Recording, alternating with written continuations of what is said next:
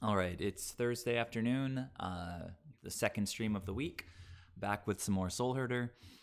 Last week, did a little bit of a rare type of stream where I went through a 3-game replay of a match against Ponza that I thought was a very interesting match, and tried to make it sort of like a teaching stream where I asked you guys, what you guys thought, and then I gave you guys my opinions of the plays. I think those streams are a lot of fun. They are. Hey, Hummingbird, thanks so much for your Prime subscription. That's amazing. Appreciate it. So I was saying, I think those replay streams are a lot of fun. I'm kind of a teacher in real life, so I enjoy the format of sort of trying to find education, some kind of value for learning in the matches that we play. And replays are a really good sort of vehicle for learning how to play the deck a little bit better, because you inevitably see at least one or two plays that maybe you wouldn't have done exactly the same if you had thought about it a little bit more deeply. So Hummingbird, not much is up. It's pretty nice day outside, a little bit chilly. It's getting down into the 40s and even 30s in New York now, in the city. So happy to be inside playing Magic. Later on, I might go outside for a little while. So I started after the replay last week. Earlier this week on Monday. I started a league, and I immediately got paired with Ponza after doing a Ponza replay. And after losing to Blood Moon in Game 1, we managed to win Round 1 against Ponza. And then I think it was yesterday or maybe the day before, I just jumped in and played another match, and I got paired against Titan Shift. So curious to know, I mean, Hummingbird, it looks like you might be the only early bird here with me right now in the stream so far. So would you prefer for me to look through the replay against Titan Shift real quick? I can even just sort of go through quickly through the turns. It probably would take less than 5 minutes to show you how that match went. Or would you prefer I just jump into round 3?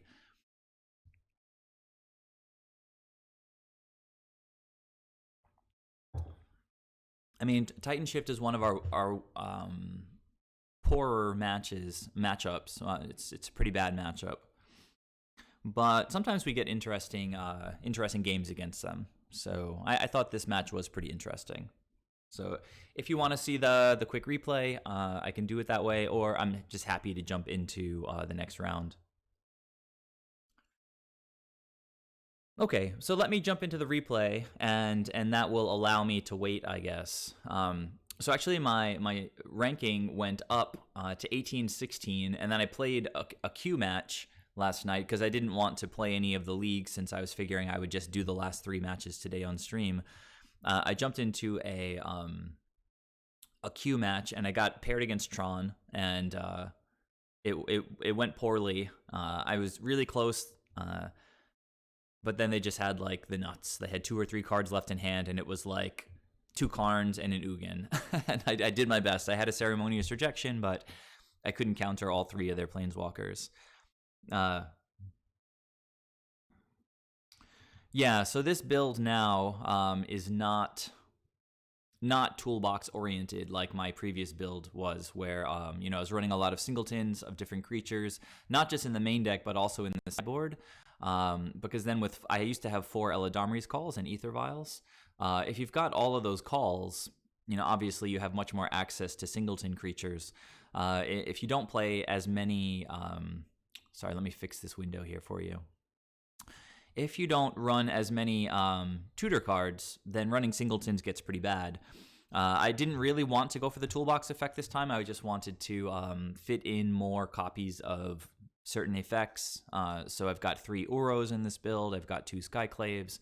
And it's been feeling really good. I've been winning a little bit more than I guess I'd say I do on average.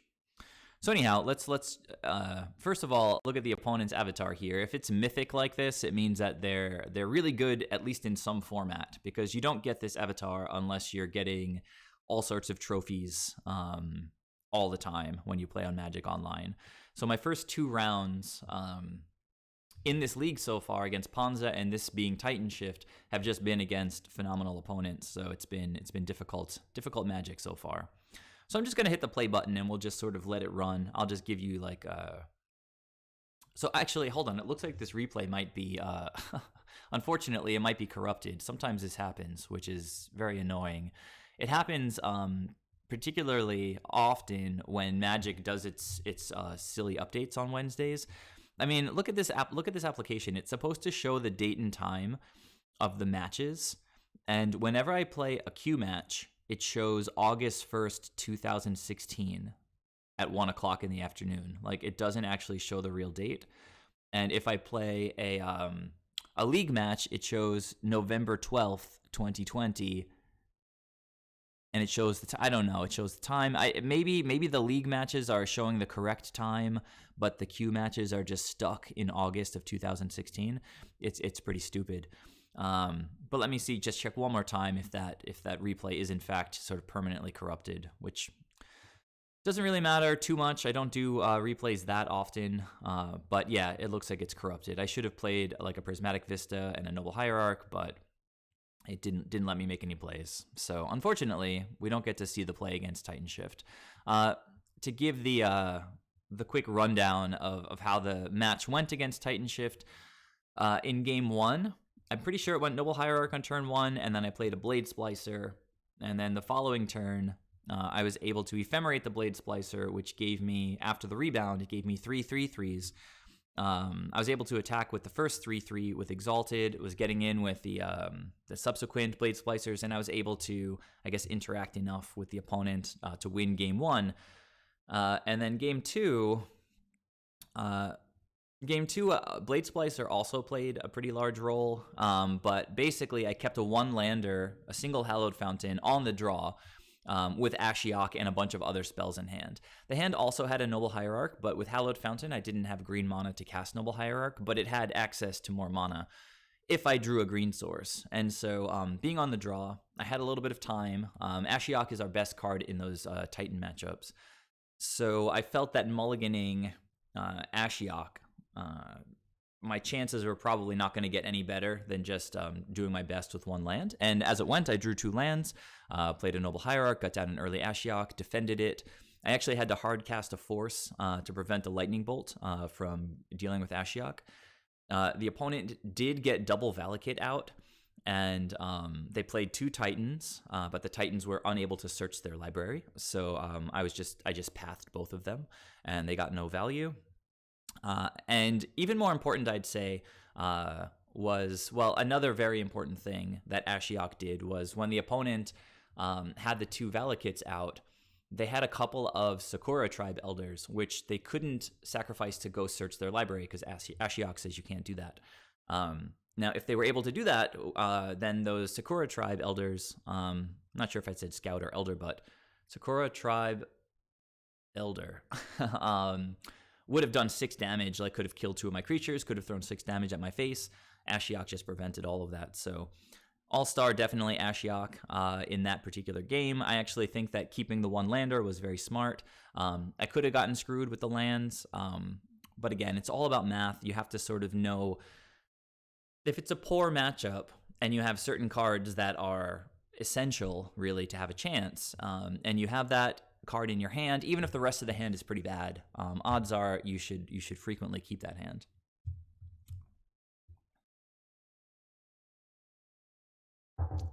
So Bard, the 4th Force main, I've had plenty of Soulherder lists that had 4 paths and 4 forces in the main. I haven't felt a lack of the 4th Force so far. It's something that I could try to be a little bit more aware of. I mean, like, what kind of cards would I be removing to fit that 4th Force? Maybe the Blade Splicer, maybe go down to 2 Uros, maybe go down to 1 Teferi, and I'm really liking all the cards that I've got in here. I mentioned at one point that I think maybe the weakest card has been like the Singleton Chord, although it's still a pretty amazing card. So I'll just keep my eyes open and see if I get paired against lots of combo decks or control decks where I really, really want the 4th Force. I don't tend from match to match to like take like notes and then reference back and say, oh look, like 3 out of my last 5 matches were Force of Negation matchups. So it's more about feel for me, and things have felt fine. So as I'm saying, I'll just sort of try to be aware of it.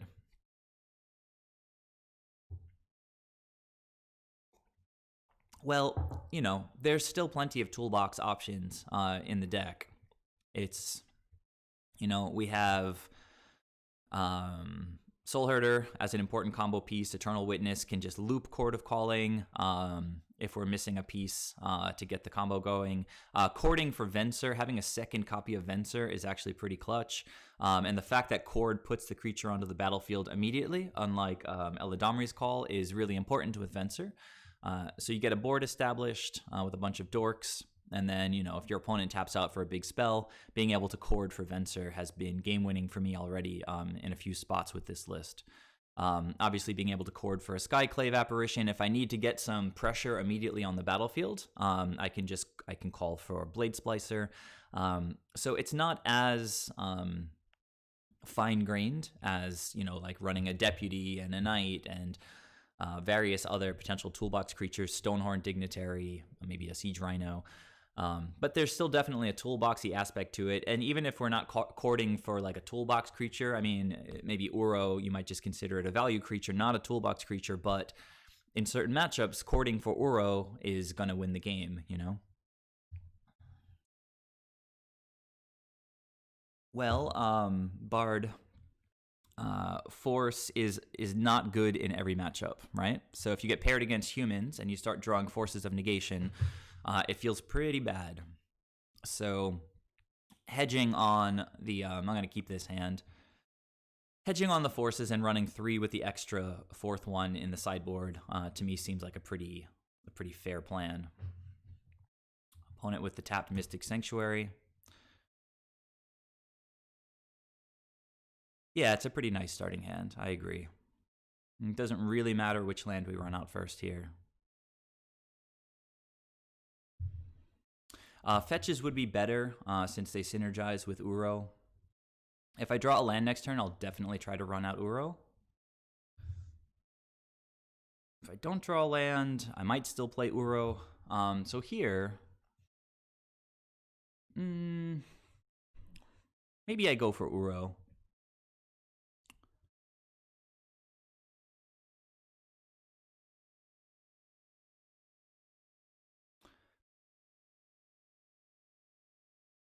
It looks like this Venser should be pretty good against the deck that I'm playing against here.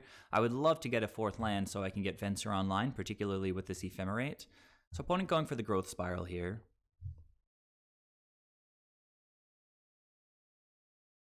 So come on, 3rd land, please.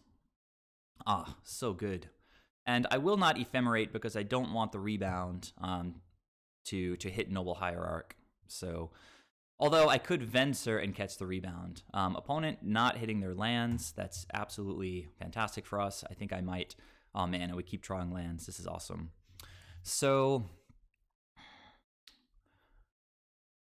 I think basically I can go ahead and cast a Coiling Oracle, hold up Force, essentially. I love getting something on the board right now that I can Ephemerate. I mean, the higher upside play is to let them tap out for like a Growth Spiral and then cast Venser and bounce and Ephemerate like 2 of their lands. If I hit a land with Coiling Oracle, then it does leave Venser up. Yeah, leaving Venser up is fine here. And I also want to leave Ephemerate up. So I'm going to pass a turn, and we'll see what the opponent does on the end step. If they tap out for another Growth Spiral, they probably, I don't know. If they tap out for another Growth Spiral, then I will cast Venser and bounce their lands. Okay, they didn't do it. Okay, so now we go for Venser. We've got green, white. I'll just get an island here. Yeah, but I could have hardcast Force. I didn't need to pitch anything. Yeah, Remand is a card. but we wouldn't really mind remand too much here.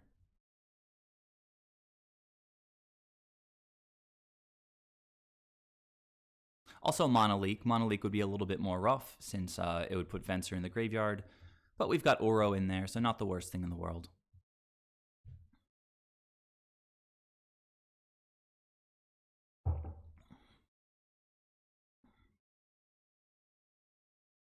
Okay.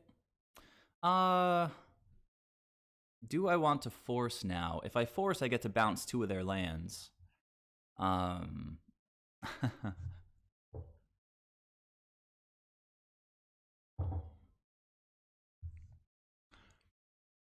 I think I like forcing here, actually. Keeps him off a card.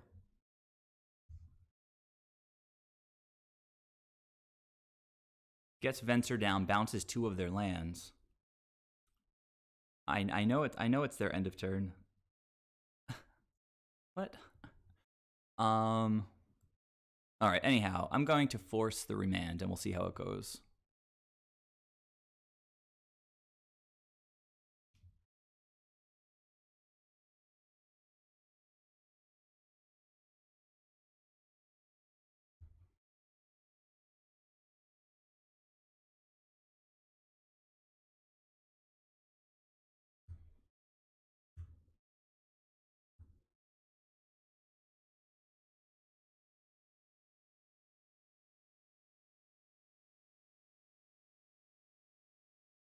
Why is it not? Okay, there we go. They changed a bunch of stuff with the way that this works with their recent update. That was really strange.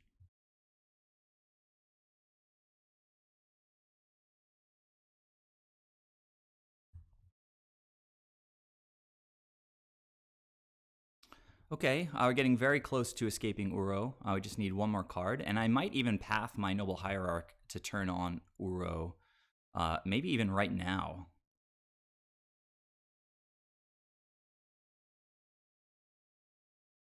I think that might be the way to go.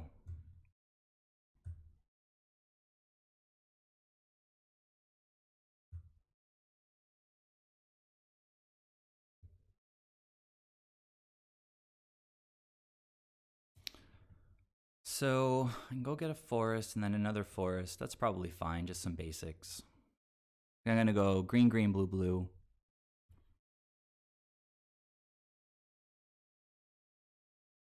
Maybe they have a forest, let's see. They don't.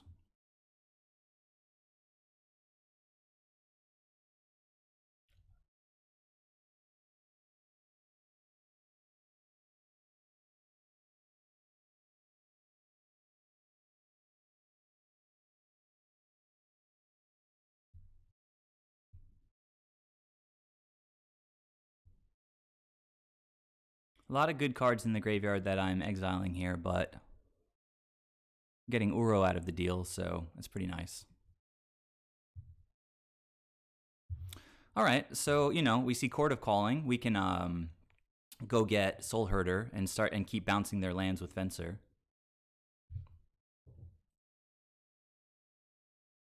The opponent is scooping right now, so pretty nice game.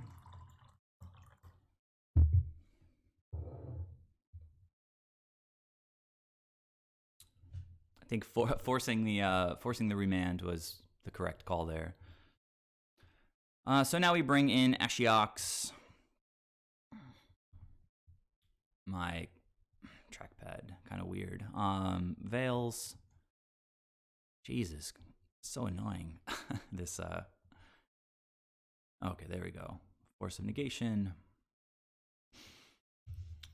Looks like an Uro deck, so it's possible that Winds of Abandon is going to be good. Time Warp is definitely going to be good. I mean, the game was not over when Venser resolved because he's just a 2/2, right? Like, I had to see the line where I could get Uro out right away. So getting Uro out adds pressure. They could have a path for Uro. I mean, that would have bought them like 5 turns or more. Drawing Court of Calling. You were talking about Court of Calling earlier. Court of Calling was actually awesome there because they could have gotten Soulherder, which obviously gets tons of value out of Venser. So what am I taking out? Let's concentrate. Not so sure how important Skyclave Apparition is. Can take the Skyclave Apparitions. Actually, no. These are really important against Planeswalkers, so I'll leave those in. I kind of like everything, so I do have to trim some stuff.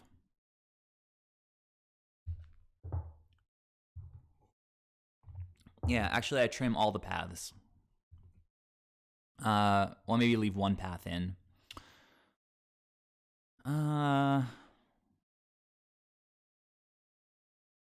Maybe court is not strictly necessary in this matchup. It's not like we absolutely need one of these creatures. Although courting for Venser would be nice. I think it's something that I can trim here. I like Blade Splicer for the aggression. And I'll trim one of the Uros, and that should be fine. I'm playing against what's almost certainly a Path to Exile deck. And since they saw Uro in game 1, they're likely to bring in some kind of graveyard hate. Adding in five excellent cards for the matchup. And we'll see if I get a hand that's as nice. And man, this is really good. Opponent's mulliganing to 6.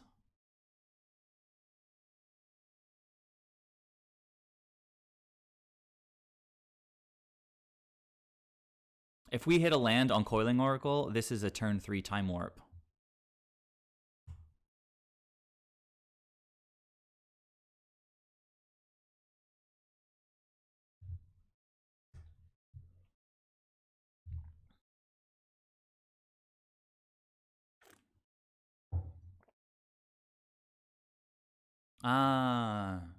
It's like a Sultai deck.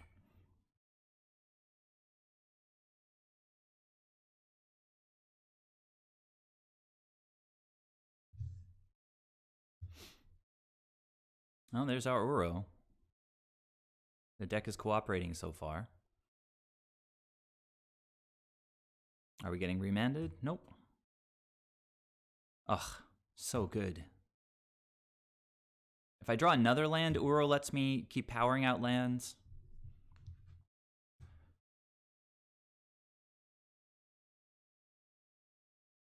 I haven't seen Wilderness Reclamation in a really long time.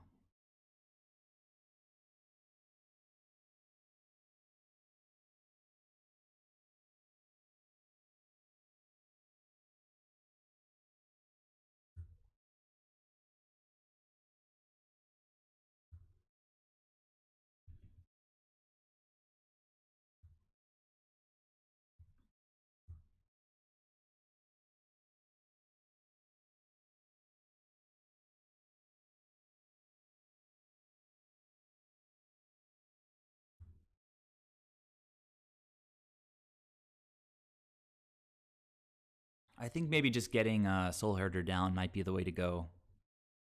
Generate a lot of value. We're going to be blinking Coiling Oracle, which can keep pushing out lands. Hey, Kale, welcome to the stream.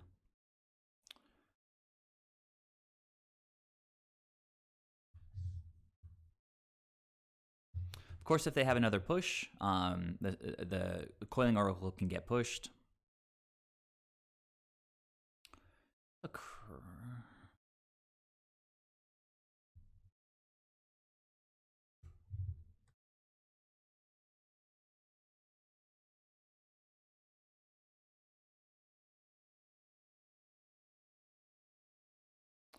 All right, so they're pushing an Oracle. I can't counter it, so that's fine.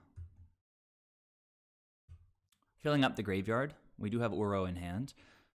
We'll have to get a forest so that we have the right mana to do our escape. Opponent cannot escape. They don't have enough resources, which is pretty awesome for us.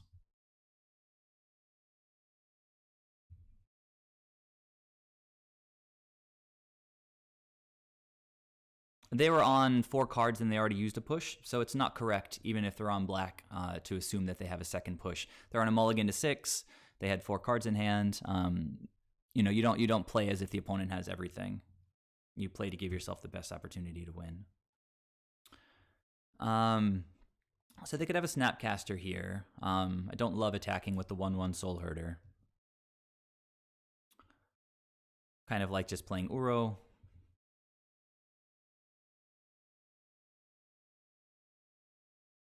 Actually, hang on a second. We want to get value out of Soulherder. So I'm going to follow my own advice and play like the opponent doesn't have everything. I will play the Quaddle, I will play the Hierarch, and I'll go to my end step. Let me start with the Hierarch. Now, a Soulherder would attack as a 2/2, but it still lets him trade with a Snapcaster. If they have a Snapcaster, wait, no, stop. We found that land, so we'll be able to cast our Time Warp next turn.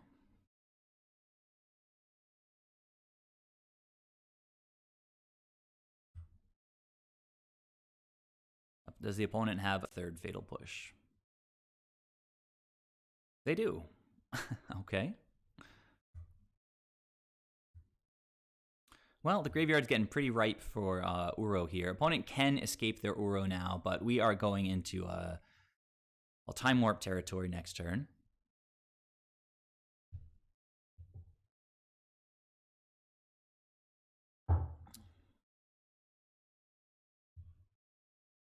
Not sure if the opponent thought that they had enough islands for Mystic Sanctuary, but that looks like a little bit of a punt right there. Why are they not escaping Uro? Are they holding up Cryptic Command?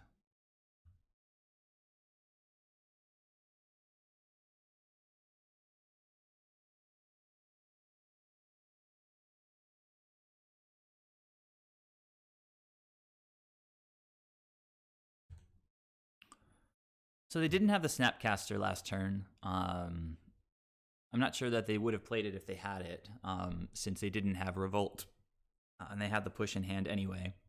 But this extra Hierarch means I can just get in. We'll see if they do anything with like a Cryptic Command, and then I can maybe cast Time Warp.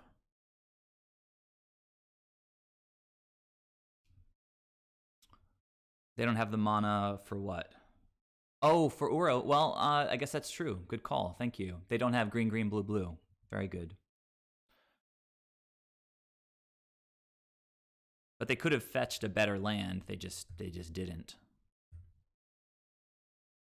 They do have mana for Cryptic though, so I'm like pretty hesitant to cast this Time Warp right now.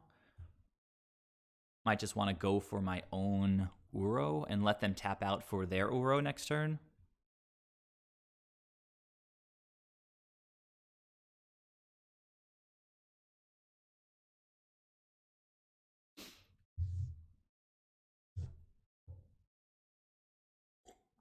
Time Warp does a lot. Draws us a card, gives us another attack for 3. But I think casting Uro is just sort of safer here because Uro draws cards too, gains us life, puts lands on the battlefield.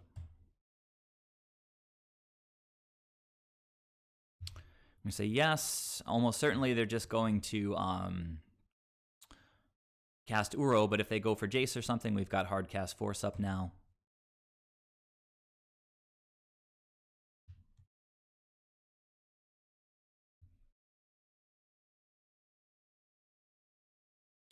Opponent surgically extracting Uro.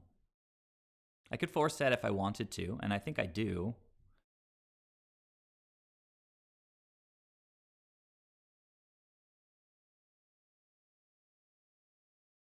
So now they're getting really low on cards. They're veiling. Okay, that was the last card, but that's going to draw them a card. That was a very nice last card for them to have.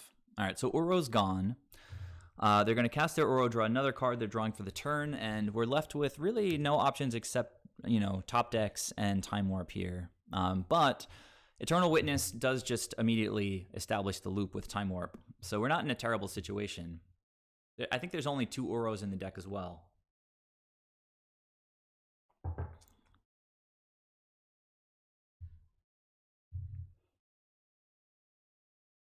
Okay, opponent got both Uros out of the deck. They're on 2 cards, soon to be 3 cards because of Mr. Uro.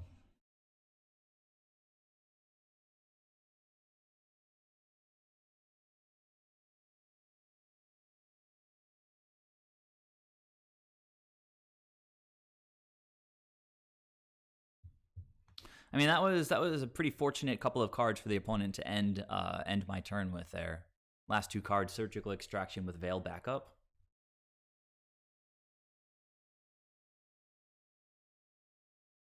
But if we're going for the loop, then honestly, getting the Surgical out of their hand is actually pretty good for us. I mean, having Uro on the board is difficult for us. I only have one path in the deck. I should probably have at least two, since we know for a fact that it's... Okay, we're going to take one more turn after this, and, well, hopefully, unless the opponent has exactly Force plus blue card.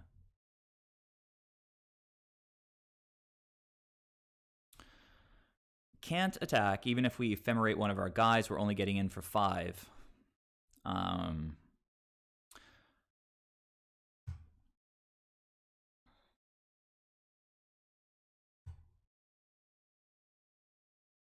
Hi, Freedy. Welcome to the stream.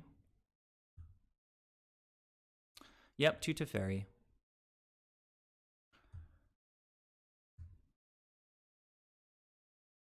Eternal Witness wins, but we didn't get it. So now I guess the question is, do I want to attack and like kamikaze my Soulherder into this? It would be a 5/5. I can blink and make it a 6/6. It doesn't seem very good, but at the same time, not drawing too much good stuff. They've got 3 cards in hand. This one is slipping away. Felt amazing for a few turns, and now things are not looking great.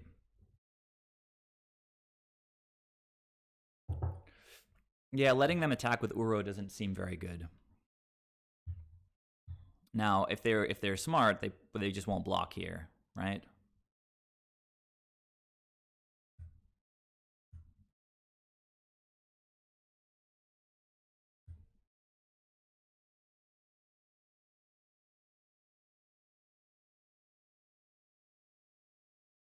Yep, and they're smart. You start tapping some lands, like maybe I have Venser. Pass the turn.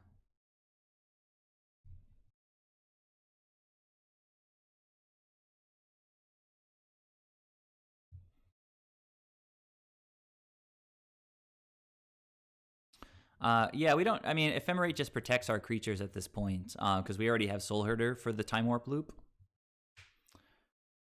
But the opponent is dealing damage, drawing cards, gaining life, putting lands onto the battlefield. They didn't play a land last turn, so they've got like four spells in hand. All right, they still didn't play a land. No need to block yet.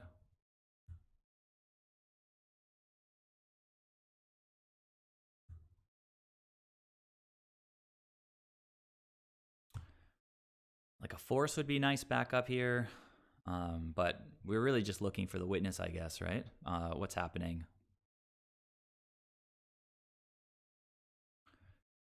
I mean, I'm gonna go for this Ephemerate. It's not the best thing in the world, but they've got, as I said, they have 5 spells in hand, so they have to have some good stuff.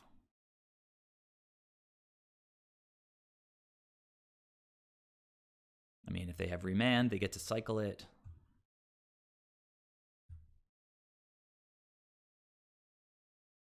Well, you know, Veil is slow, but it's something.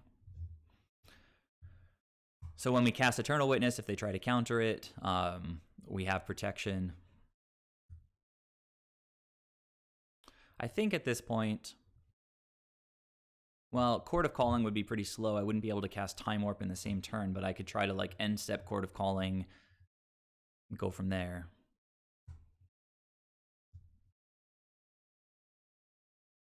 Oh, no, we can't draw Uro because the opponent surgically extracted my Uros.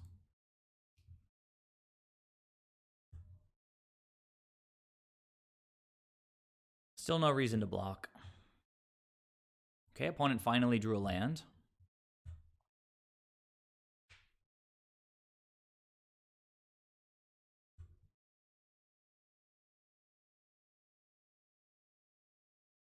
I mean, I guess I can just Ephemerate a Hierarch just to get Ephemerate in the graveyard.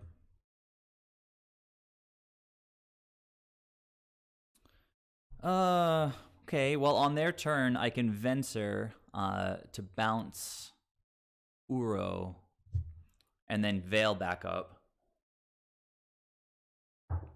Yeah, one of path. I'm going to bring more paths in because I think the only way we lose it to this deck is by Uro attacks. So plenty of time for the next game as well. So not too sad if we lose this game.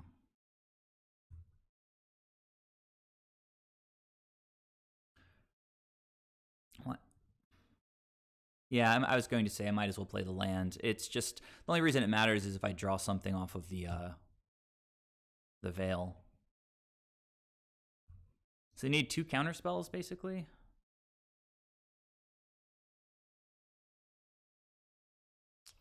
Could have gotten a Soulherder trigger there, but I'm not down with all this open mana.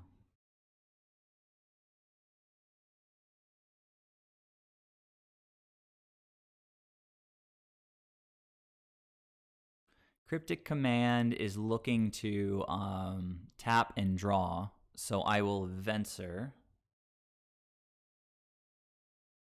I guess they could have like a yeah, like if they have their own Veil, it's pretty bad for us.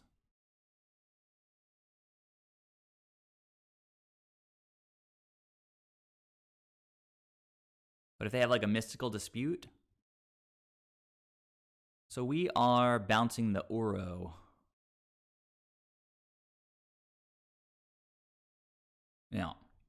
And then I'm going to, I guess, let Cryptic resolve. Yeah.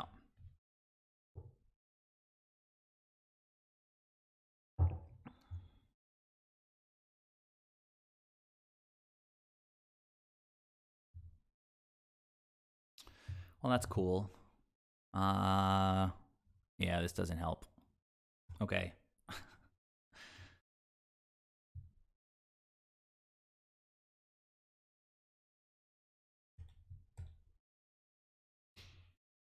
Still plenty of time. I mean, we're very far behind with Uro in their hand, but and obviously 5 other cards. Cycling the Veil, I don't know. Could be a good play, but they've almost certainly have like some kind of counterspell in hand, so I think the Veil could come in like a little more handy than just cycling it. But I don't know. The game is ending. They've got their Mystic Sanctuary now. So just make them go through the motions.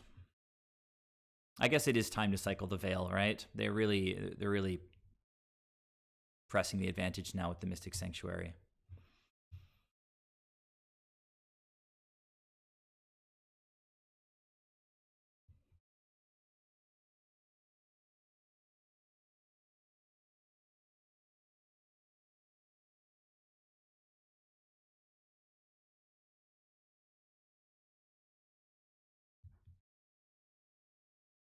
Yeah, I'm going to do it now before they put another land into play.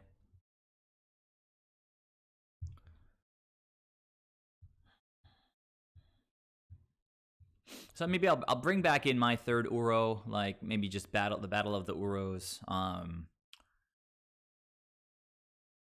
Wow, keep drawing lands. Could have played it and cracked it to thin the deck a little bit. Force doesn't quite get us there. Guess I have to chump block here.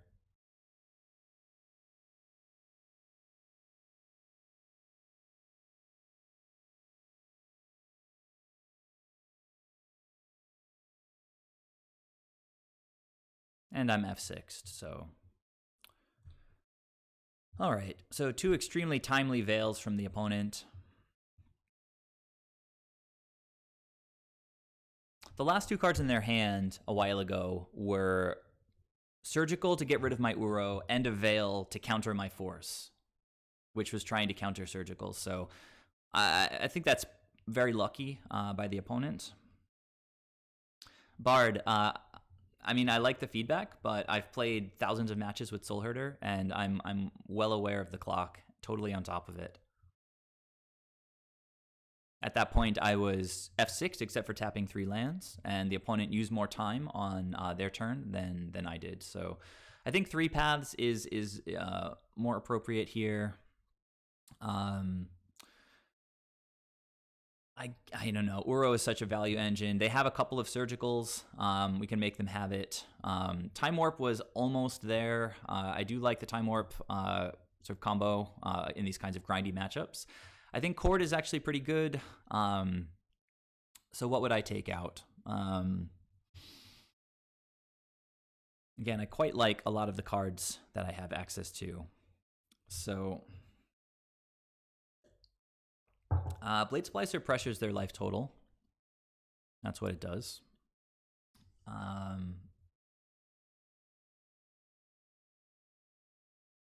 I could see trimming it since we're trying to grind a little bit more.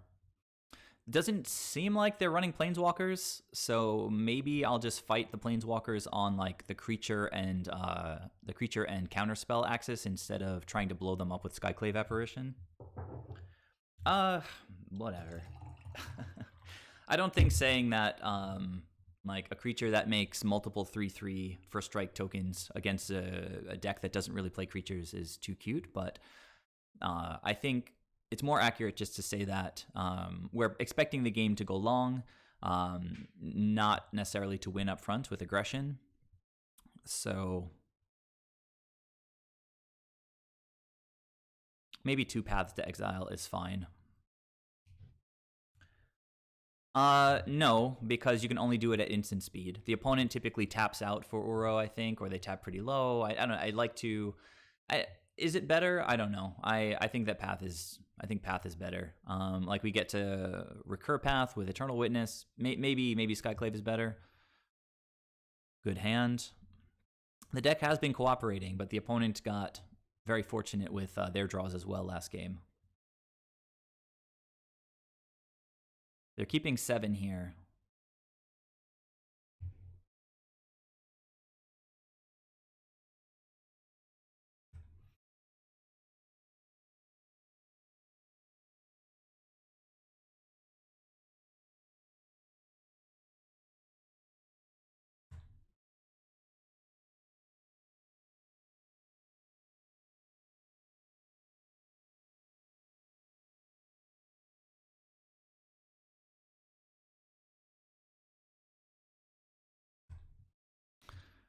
Let's see. I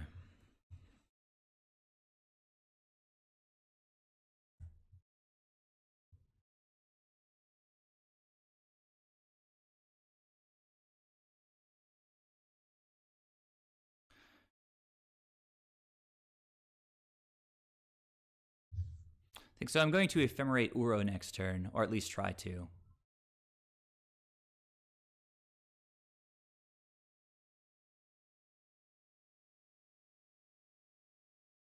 So I'm not going to use the Ephemerate now.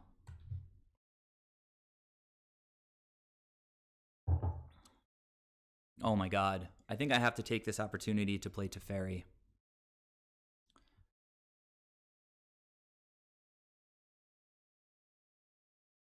Teferi just shuts down their entire deck.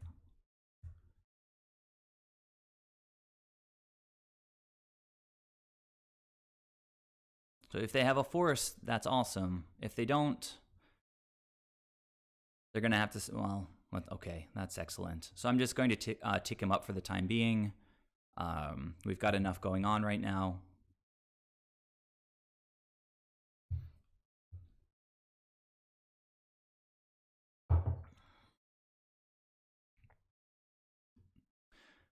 Should be careful about how I deploy my creatures just because...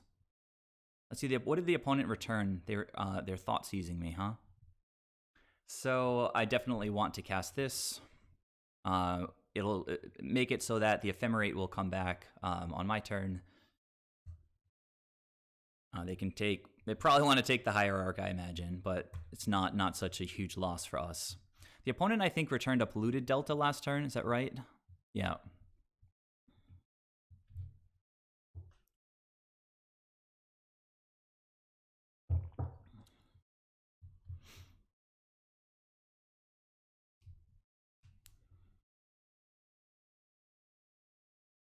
If I draw a fetch and they take Uro, then it's off to the races. Well, alright. What do they got? They have another Life from the Loam? Assassin's Trophy for Teferi or something? Okay, so we're not going to catch the rebound. It's not the end of the world, but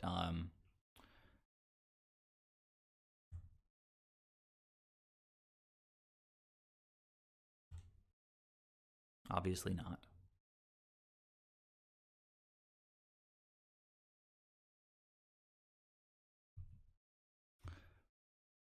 That's pretty good. I don't want to ephemerate Uro here because we won't have anything to catch the rebound. So we'll say okay. We'll tick Teferi up. And we'll pass the turn. One could have a surgical again. If they do, good for them.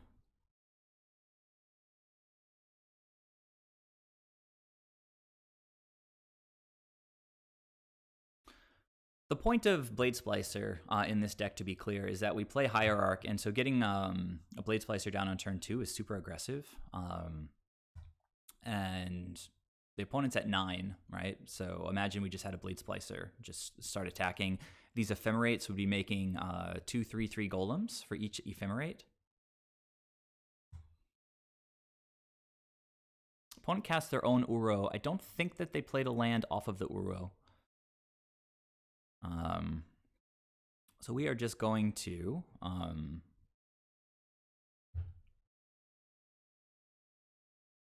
but it's all good, guys. Like always happy to take your feedback. Totally possible here. I should just play the Eternal Witness and hold up, but they have their surgicals, so I really want to get value out of Uro while I can.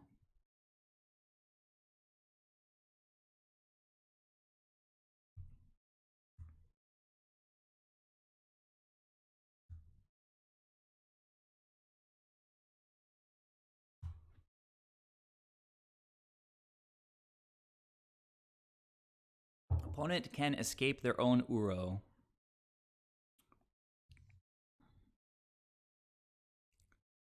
We can bounce the Uro with Teferi.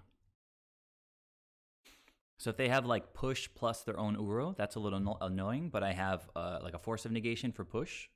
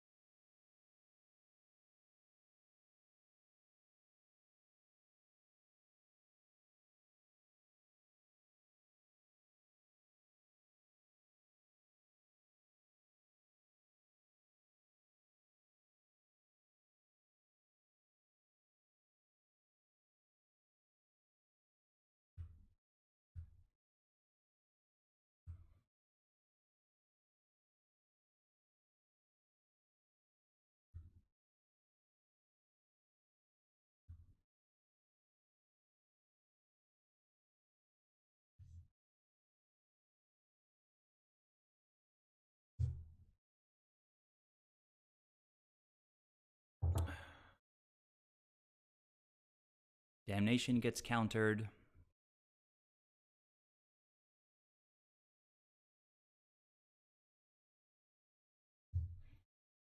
Okay, Primeval Titan.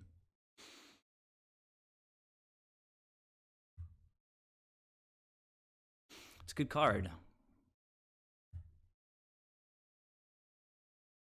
But I get to bounce it. There'll be some zombies.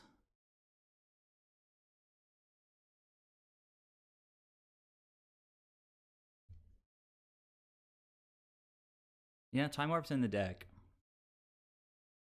But I mean, we're winning. We're winning here. Currently.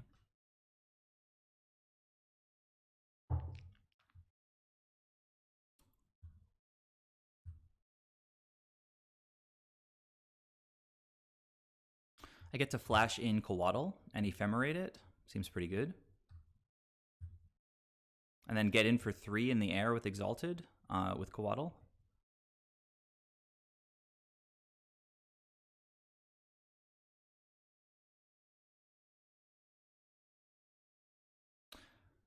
Well, look, Modern is super aggressive, right? So you get paired against Prowess, you're not going to be super happy that you have 2 Time Warps in the deck.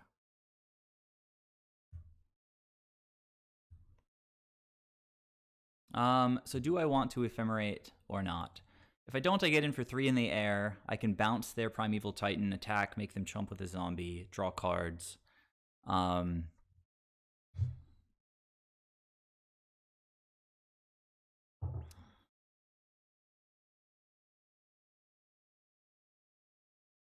Next turn, they're going to start gaining life with Uro. So attacking for 3 in the air, maybe not the most important thing. I'm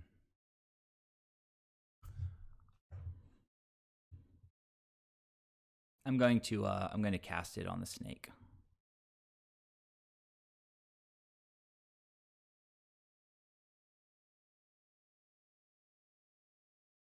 Okay, nice draws.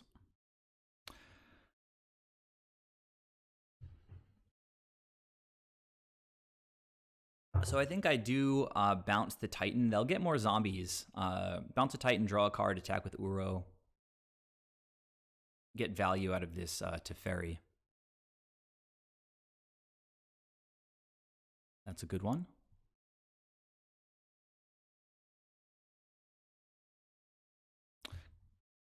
Maybe I could have played the second Noble Hierarch before attacking, but don't think it's a big deal. Wait, stop. No. Green.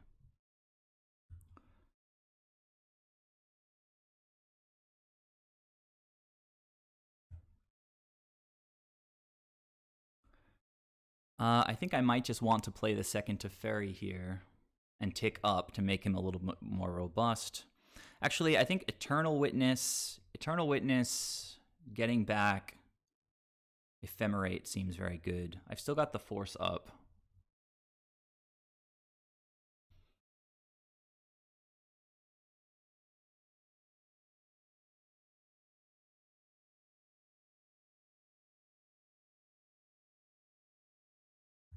Got another snake coming.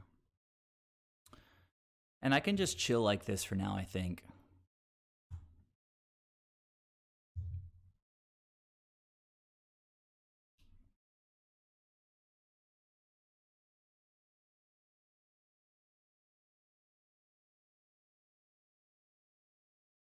They've got potentially, well, I bounced Titan, so they're playing it again, getting more lands, more zombies. All right, starting with the Titan. You got it.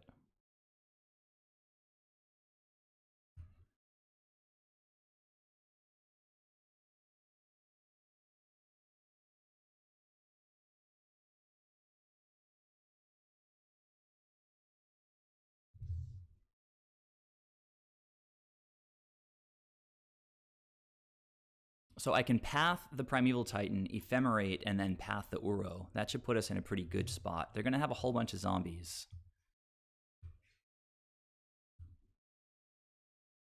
Wow, okay. A little scary.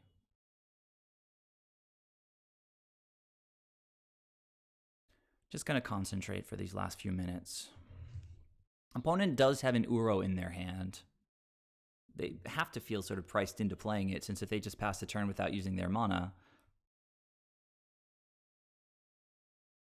Did I bring in Winds of Abandon? I think I may not have. Yeah, it's still in the sideboard. Opponent plays some other land, got more zombies.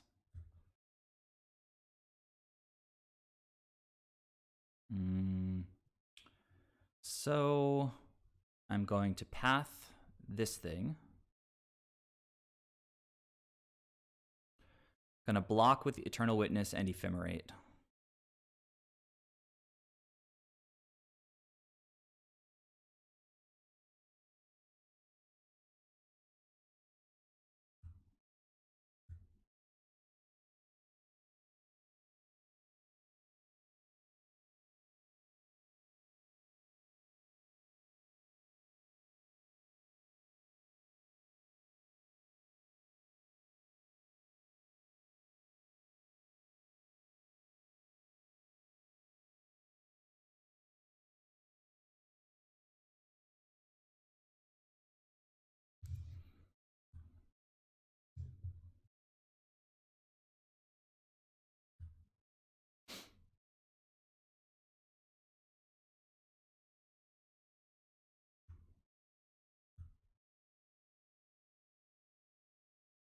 Don't have Deputy of Detention in the deck.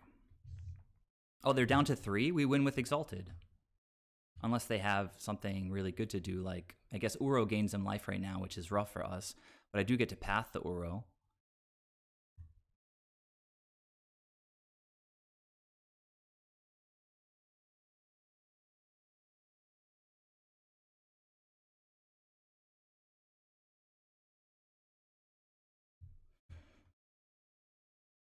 Oh, I think I wanted to play my other Coatl here, but I was only going to attack with the 1. It's still a 2-turn clock from where we are.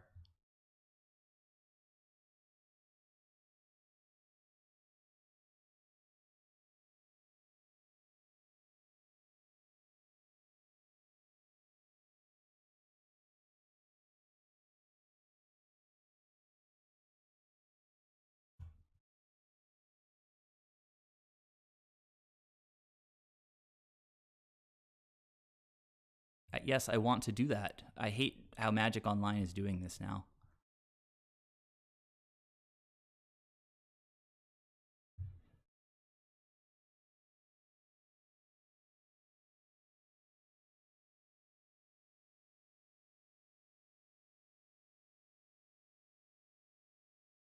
Yeah, they update every week.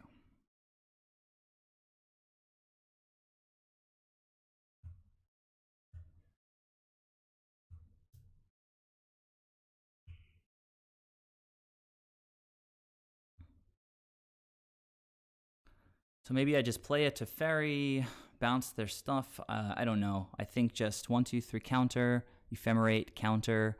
We're not dying because we're blocking with 2 guys. They've got 32, 33. We're blocking 1. Block and Ephemerate. Play Teferi. We've got multiple forces anyway because of pitching blue cards.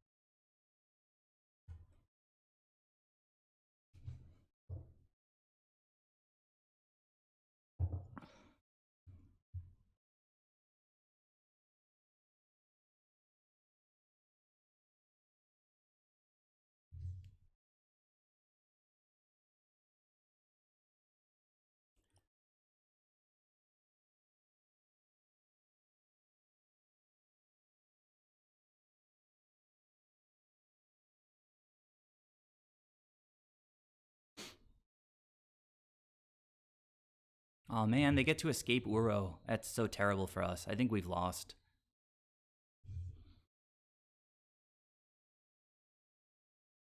Sorry guys. This may have been winnable, but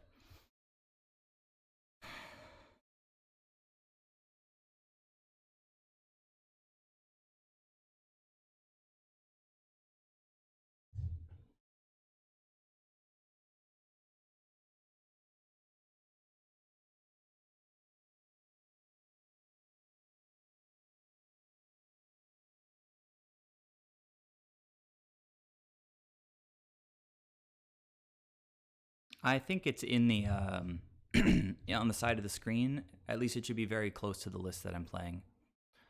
With Cardboard Live. Guys, this is disappointing, but I think we've lost here. Opponent might not see it.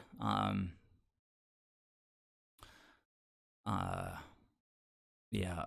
I mean, they didn't see the Field of Ruin, I don't think.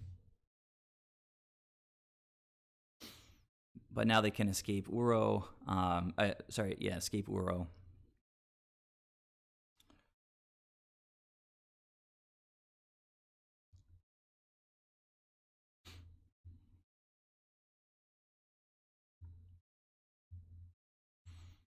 Am I just dead to these zombies anyway? If I block 4, I take 12. No, not quite. All right, 24 damage.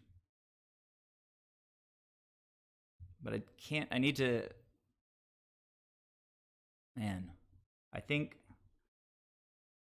I might need to.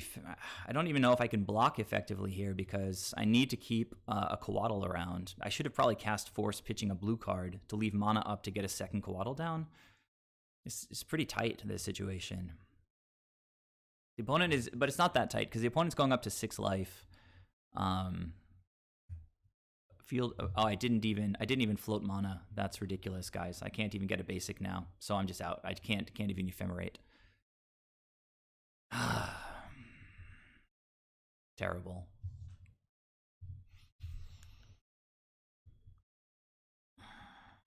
No, well, I guess we do win. You're right. But yeah, I guess we do have one out, right? We have multiple outs, I guess, because I can redraw with like a snake.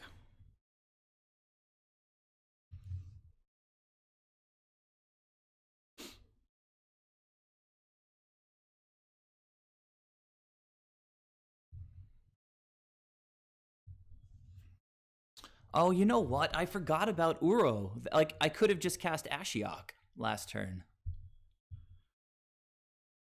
I mean, the one big downside, I guess, of getting low on time is that you lose a bit of your strategic sharpness because you have to start playing a little bit faster. So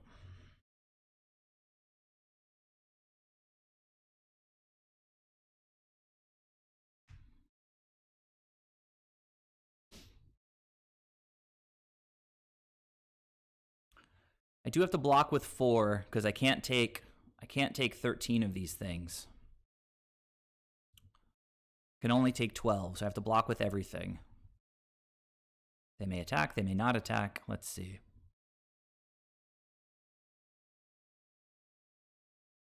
Oh yeah, the attack with all is like not working, as ridiculous as that sounds.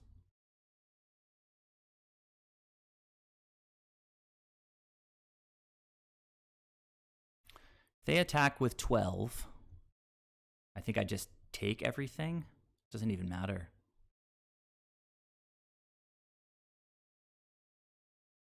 I can attack with Uro to get an extra draw to find that time warp.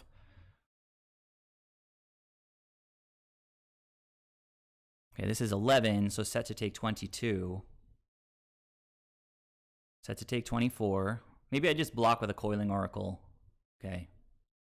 Maybe they have a Collective Brutality in hand. I don't know. So this would take 24, and I need to leave Eternal Witness around. I can block with Uro.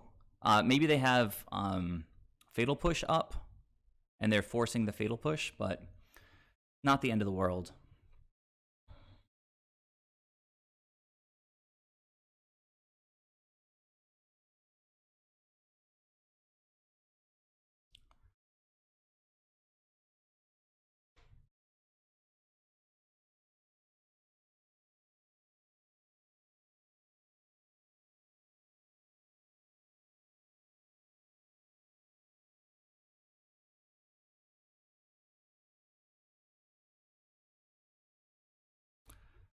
Thought Seizing, what?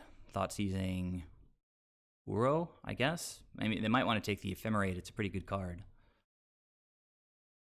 Ephemerate is what lets us actually loop. So let's see if they know what's going on. Opponent used like 3 minutes on this turn.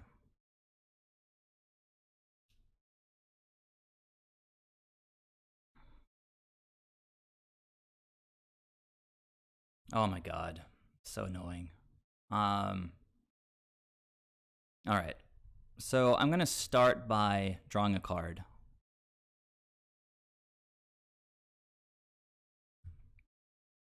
Ephemerate is a thing. Why don't I draw the cheapest card next by attacking with Uro? And, well, no, I need to attack with... Oh my god. I'm rushing. I could have gotten another Hierarch for lethal. So I still need to attack with like for 2 turns. So 1 in the air, attack with Uro, draw a card. No Deputy.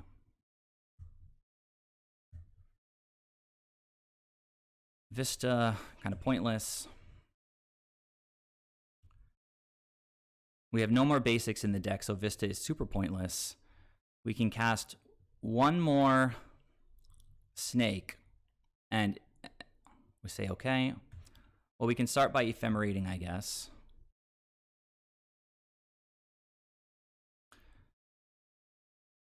One, two, three, four, five. Ephemerate the snake. Actually, yeah.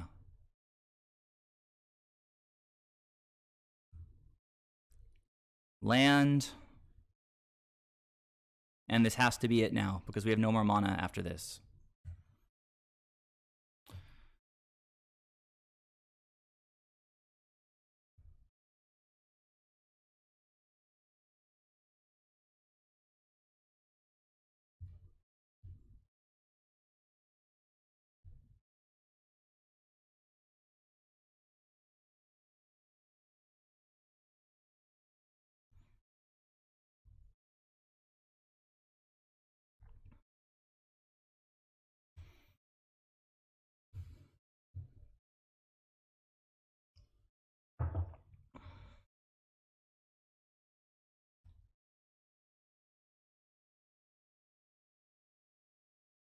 Oh, attack with all seems to work now. So we can block 4. They're getting past us with way more than enough.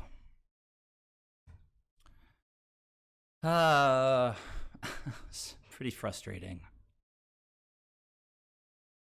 I'm not even going to block. Good games. That game, too, was a little bit ridiculous, because not only did they have Surgical for Uro with 2 cards left in their hand, I had a Force. I forced their Surgical. I would have untapped with Uro.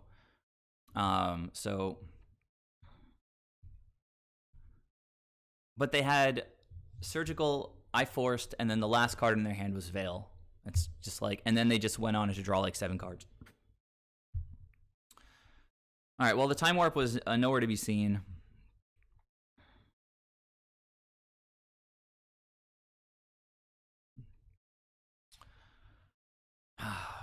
It's ridiculous. It should be a fine matchup. I don't think I sideboarded optimally. I'll be back in a second.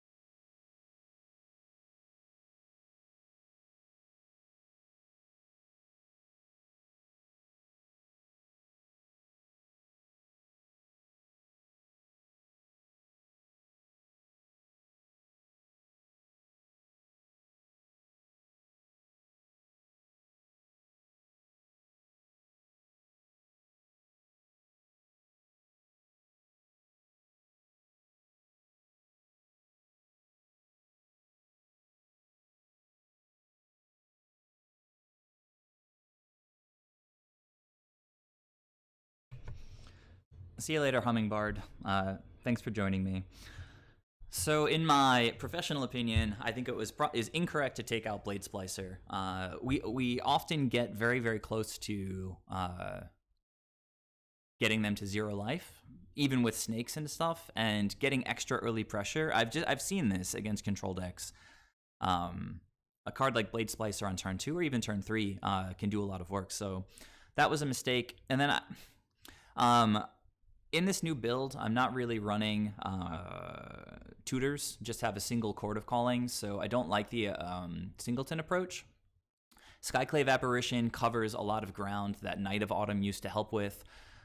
So since I can't really tutor for a deputy, I need to be thinking about bringing Winds of Abandon in against zombie decks. Since I don't have the deputy to lean on, it just gives me like one more card that can give me some breathing room. So a couple of missteps there, and just very, I don't know, just frustrating.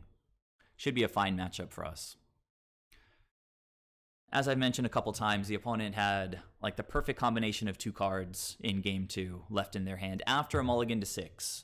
They had Surgical for Uro, and then when I countered the Surgical, they had Veil.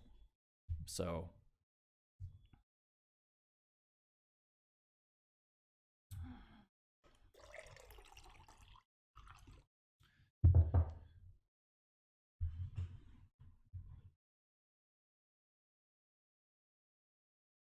burns my britches.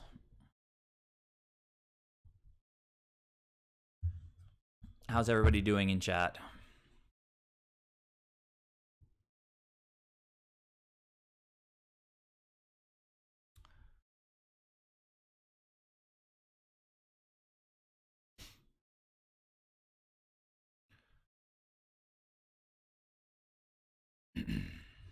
Well, you can play vicariously through me.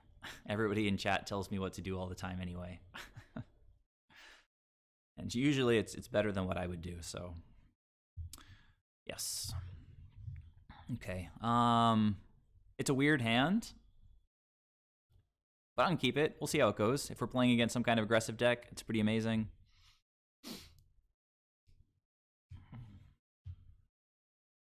Well, glad you're done with work for the day. Man, Magic Online is just like, look at this oval just sort of chilling here like this. Like, poor alignment with...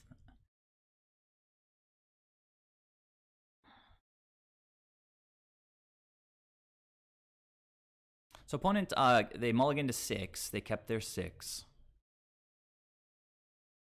I don't know, man. I think their update is a little bit glitchy. This is a very strange hand. We need a snake for it to sort of take off. Or really, 3-drops at this point are good. But it looks like some kind of shadow deck, maybe. So these paths should come in handy. Fatal Push, only going to fuel Uro once I draw that guy. Nice. Best draws. Now this should be an okay matchup. We could get screwed on lands. Well, looks like Jund rather than like some kind of black-red aggro deck. So if they get down the early Renin 6, that's going to be annoying. Okay, all right. Turn 2 Renin 6 is always difficult. We can eventually potentially chord for a Skyclave Apparition. Opponent returned the Verdant Catacombs to their hand. I mean, look, turn 1 Fatal Push, turn 2 Renin 6. The opponent is very much off to the races. We need to hit a land here.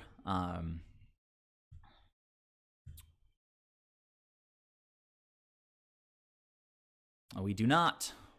So things going downhill. We're going to have to attack Renin 6. And then Ephemerate when they go for the ping. And hopefully they don't have removal or they don't want to cast removal.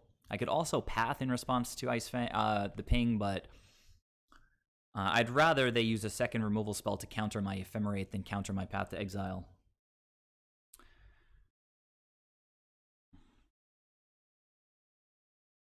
Ugh.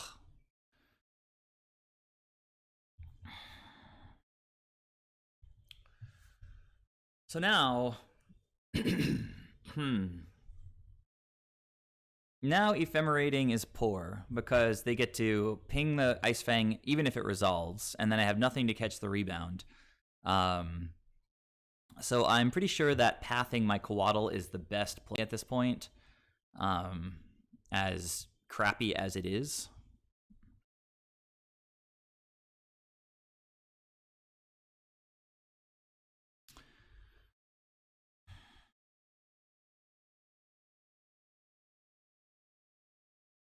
All right, I mean, we have lots and lots of good cards against Jund. We just need to draw a little bit well, and we're not out of this game yet. It just doesn't really look amazing.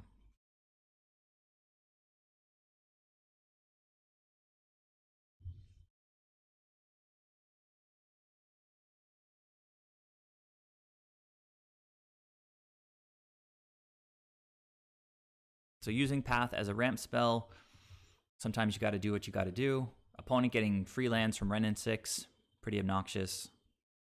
Another Eternal Witness, on the other hand, is just what the doctor ordered. That's fantastic. Let's get Misty. We can go get another Hallowed Fountain and try to ephemerate in response to a potential ping.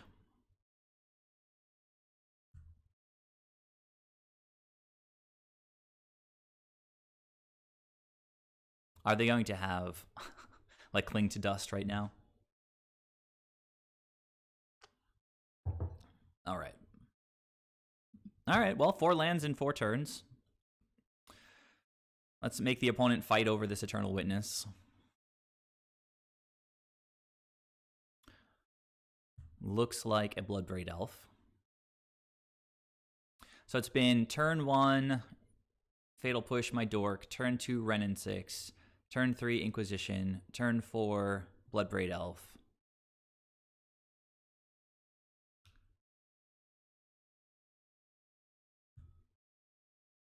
Inquisition, why not?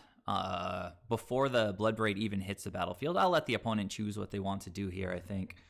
You know what? I can ephemerate in response. They're gonna ping, and then I can Venser and catch the rebound with Venser. So I think ephemerating here is the way to go. Then what are we bouncing with Venser next upkeep?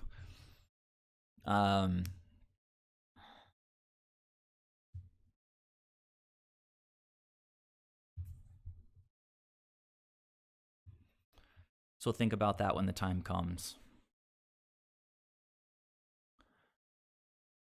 I mean, blue gets Death Touch turned online. Do we need double white at the moment? Probably not, but I think I'll get it anyway.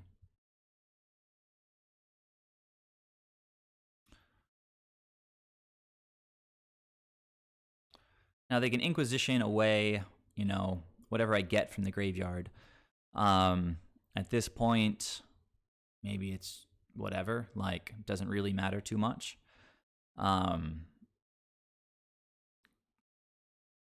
If I take Path, then if I draw a land and they take a Path, then I can still cast Venser, get a white land, and Path the Bloodbraid Elf.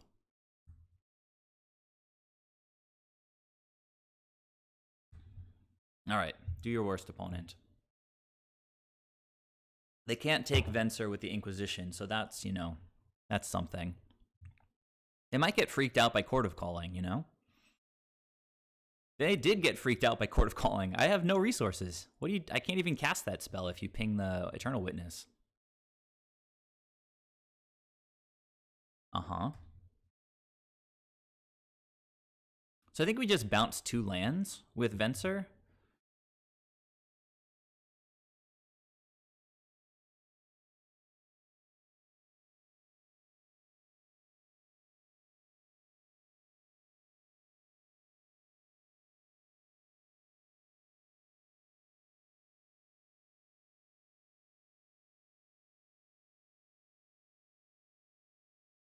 Yeah, that's the plan.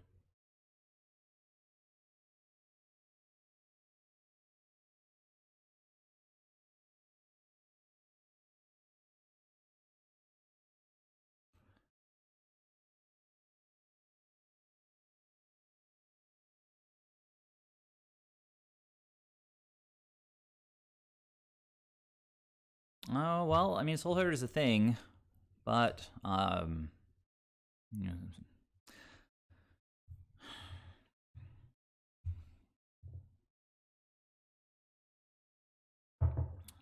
getting the second white source, definitely correct.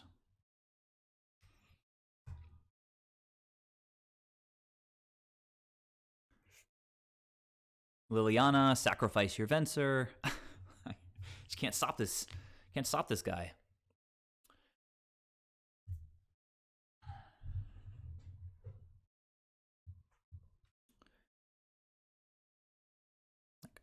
Okay, all right. I mean, sure.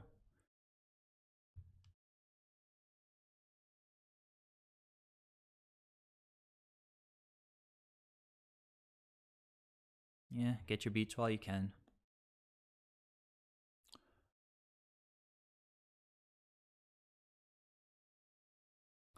Man.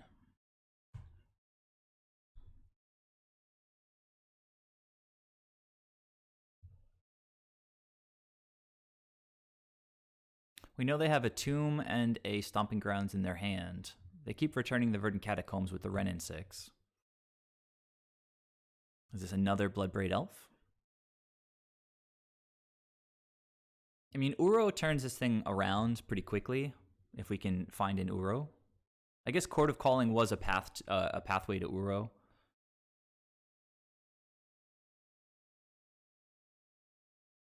Nah, I was 2-0 in this league also, and now, not off to the best start today. Looks like not a Bloodbraid, since they would have cast it in their first main phase.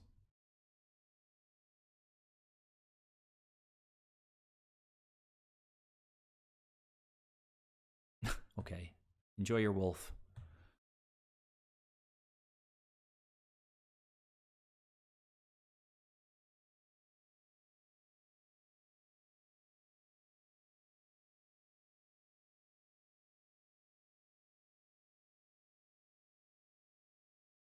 So Snake into Ephemerate here, or just Uro off the top.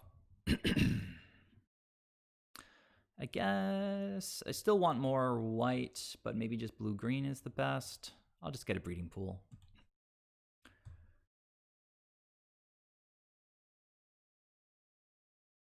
Awesome. Just like best top deck there. Could be if they go for, Liliana maybe.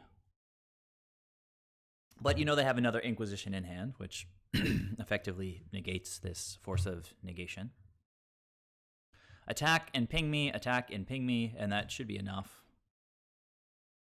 Again, unless I draw an Uro, which would help matters dramatically.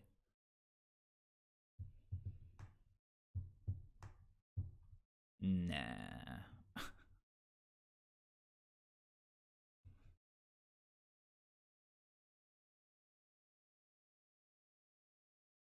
Another Lightning Bolt. Could be. They have got 5 cards in hand. All right, so now we need Uro. And even Uro doesn't do it because they've got 4, 5, 6, 7 right there. Life gain from Uro. Not enough. Jesus Christ. Okay, all right. Not the best game one against Jund, but it is a favorable matchup all in all, so we can't complain about getting paired against Jund. Let's just hope that game 2 goes better. I take out all the dorks against Jund. Opens up a lot of spaces for a lot of amazing cards. Like we have a lot of excellent cards to bring in against Jund.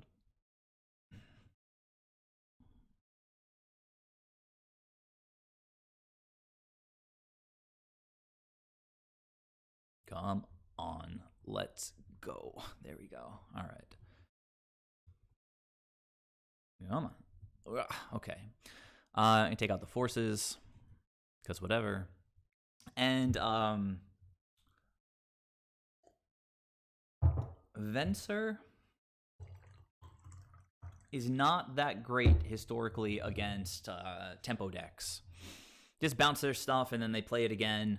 It's not that amazing. So I'm going to take Venser out. I know that Venser's not great against Jund from playing with it for years with Merfolk, and also I guess more than a year playing with Soulherder now.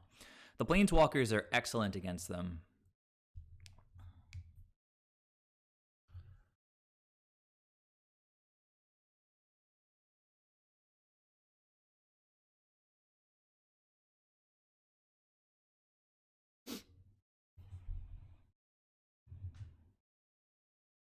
Ugh, no green mana. This is such a tease. So do I want to gamble on a hand in a good matchup? We've got double Uro, which is pretty busted. By the time we want to cast Uro, we'll have 2 draw steps. Kind of inclined in a grindy matchup to try to play this. It's not like we don't have lands. It's just that we don't have the best lands. We do have the best spells. You guys have opinions on this hand? It's a hard one to mulligan. It's a very hard one to mulligan. How many green sources do we have in the deck? Like infinite green sources in the deck. Yeah, let's keep whatever. Like if Magic Online is trying to mess with us today, like middle finger to Magic Online, and like we'll go down in flames. Opponent's mulliganing to 6.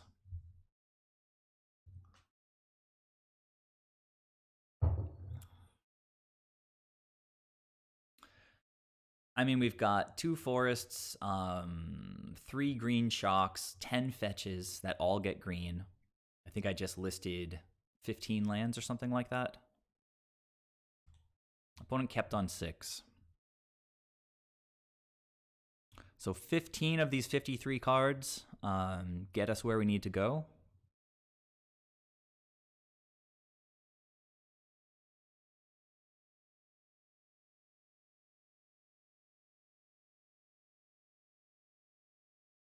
That is a little bit less than 1 in 3. 1 in 3.5. And as I said, we have 2 draw steps to get there.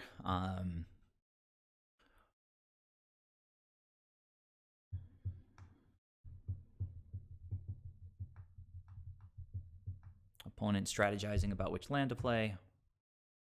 And if they don't do anything on turn 1, then it makes it slightly better for us to, be whiffing. Well, that's a card that we can play even if we draw like a basic plains or a basic island. So, the hand has got the gas, and we've got a spell to play. If all they're doing is like turn to Skoos or turn to Tarmogoyf, if they have the Renin 6, as you saw in last game and in countless previous matches, Renin 6 is a beating against us. So, deck, let's go. Yes, 21 lands is what I'm on. Ah! It's like the stupidest card. I have 0 green.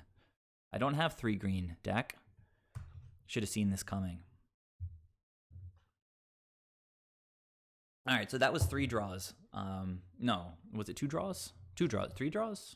2 draws. So now that was our 2 draws. If the opponent, well, let's see how this goes. Liliana, I've got plenty of cards to pitch. Not afraid of that. Okay. Well, look, if I draw green, we are very, very much in this. In this to win this. Opponent can cast like 6 Inquisitions and just let us, well, we don't even have green mana. We can't escape Uro, but filling up the graveyard, not the worst thing against us, or not the best thing against us, because we want a full graveyard. They took the path. Only spell I can cast. Makes sense. Tarmogoyf, 3/4. That's a 7-turn clock. As things stand. Hey. So now, maybe I just play Uro. Uro seems like gas. I'm gonna get basics for now, guys.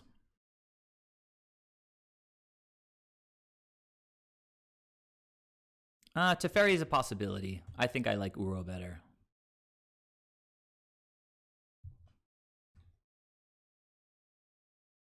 Can always cast Teferi next turn. Oh god, Okay, well, we got a little lucky there. I constantly forget that Teferi stops Cascade. Like, that's a little piece of data that I need to, like, fix in my head. I think it was Freedy that reminded me of that in the previous stream, and, like, I still forgot it. Green would be great here. More green, please, deck. Green. More Teferis, huh? All right, says Ben. I'll see you later, man. Thanks for joining me. This is going to be a tough one.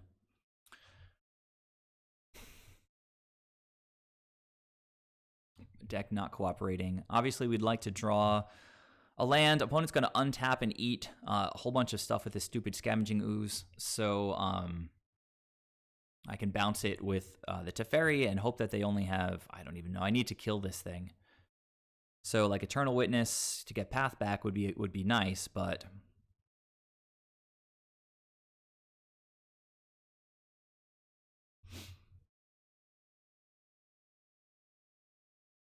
So we kept 2 lands, and in the first 4 draws, we hit exactly 1 land. Sort of fine. I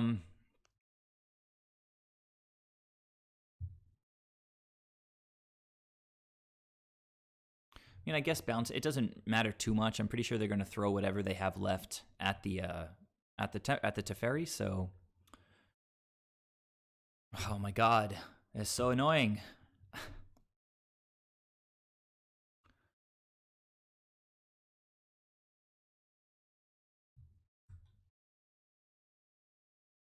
Okay, so Skoos, they're going to eat the Uro. Effectively, not do too much on their turn. But we're not doing anything since the deck won't give us any lands.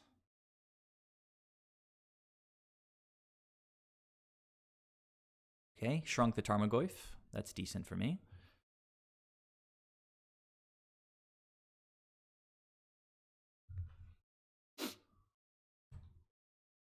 Keep playing Planeswalkers and tread water for a little while. Ugh.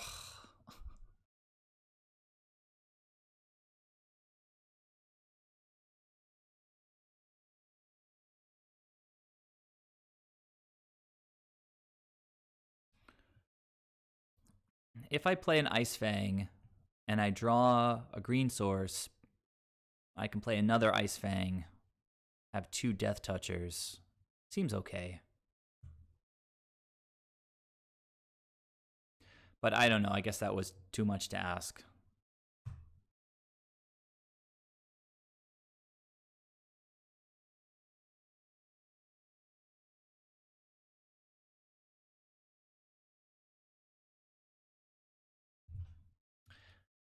You guys are seeing like my most miserable games.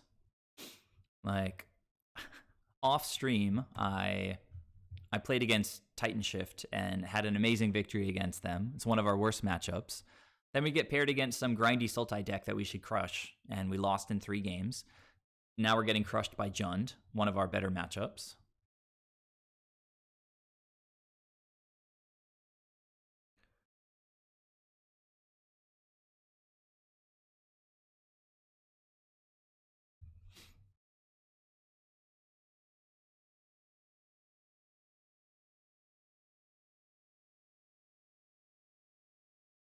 Ephemerate is a good draw here now because if we hit, well, yeah, because we can play the Coatl and hold up Ephemerate. We'll have double Death Touch, a sort of attempt to stabilize. But the opponent's also not hitting their land drops past their first 4, so they are just working with like nothing but gas over there.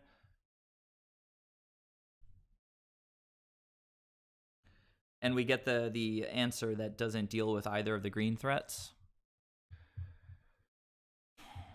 I mean, look, I have to play my card drawing on my main phase. I could try to play around stuff, but and hold up flash, but if I can play a land drop, I want to play a land drop here.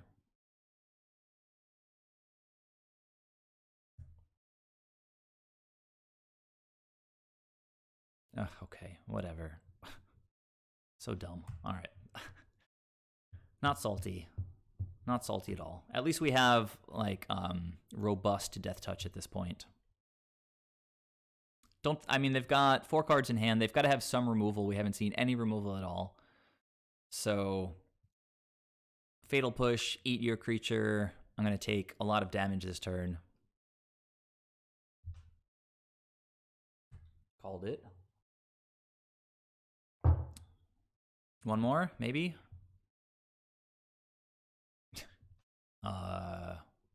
Yeah, and I can purge that, but it's going to be too late. So just F6, see if the opponent clicks the right buttons.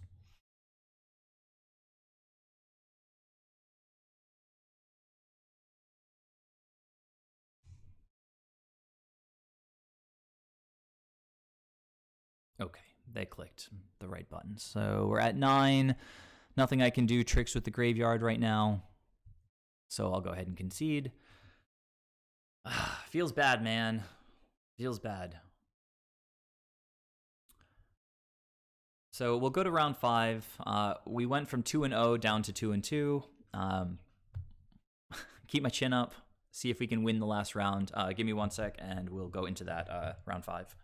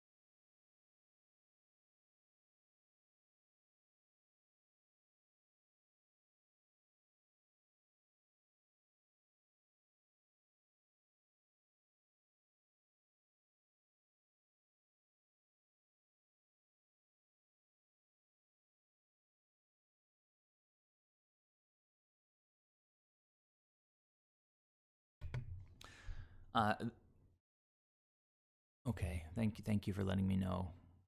Okay. Those are the types of opening hands, like those types of opening hands are like the hardest to evaluate when you've got, like, it was 2 lands, 5 beautiful spells, like the best spells that we could ask for. And all we needed was a green source of mana. And out of all the cards in the deck, those cards are the ones that we have the most of, right? So, like, you're absolutely going to draw a green source in the first few cards of the top deck. Is it going to be card number 1 and 2, or is it going to be card number 3, maybe 4 and 5? And, if it's card number 4, you lose the game because it's just too slow. If it's card number 3, it's probably fine because you just play your spells and you start drawing more cards. If it's card number 1, it's amazing because then we could have played Coiling Oracle right on time. But maybe it's totally possible that hand with the cards that I had in it, I couldn't really play Magic with the hand. And it's a solid matchup. So in hindsight, probably should mulligan. It was a little bit, loose, that keep. I would say our chances of beating Jund, like normally, are above 50%. Mulliganing to 6 does lower that slightly, of course. So it's really difficult to say whether you should keep that hand or not because, the chances of drawing a green source in the first 2 cards in the top of the deck, I'd have to say it has to be pretty close to 50%, probably not quite there, probably 40-something. And if I hit that right away, then I think the hand is just amazing.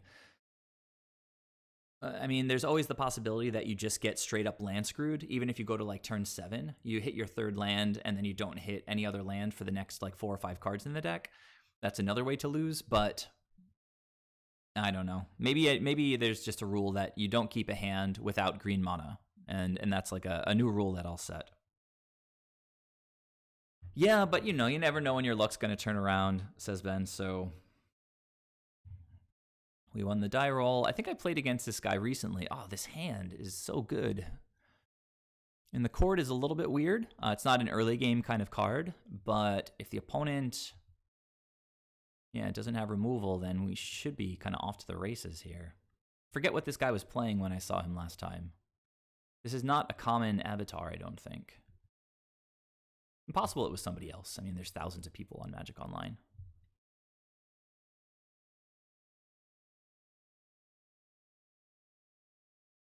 Harden scales off of what? Oh, it's just a dual land. A dual red-green land. What? Well, Path is a good spell to have. I can just Skyclave this right now. Definitely doing that. Definitely doing that.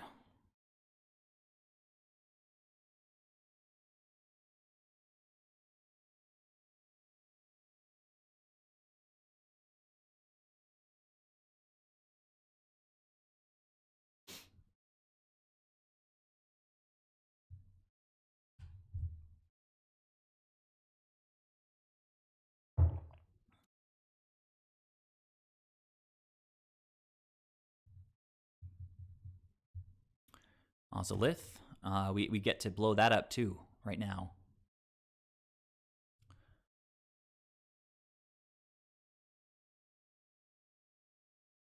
I'm sorry, Freedy, I don't know what you're saying. You're saying 4 boils? And, oh, 4, like 4, F-O-U-R. Okay, cool, so there are boils. Good to know, thank you. I think I'm just going to play Soulherder and blow up the Ozolith. That's the plan for now. Actually, I should probably attack first, right?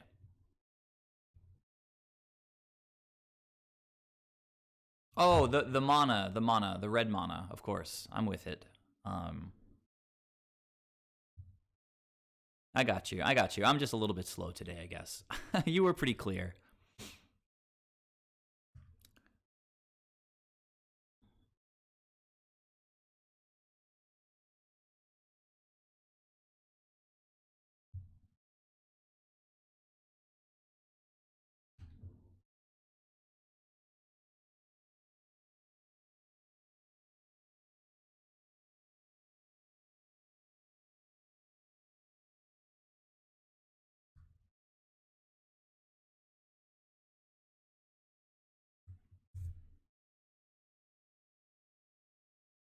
Seeing some early game Skyclave action. Pretty nice.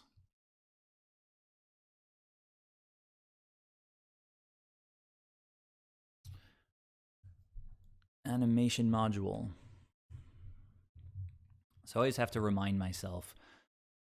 Put on a permanent you control, you may pay 1. If you do, you create a servo. Right, okay.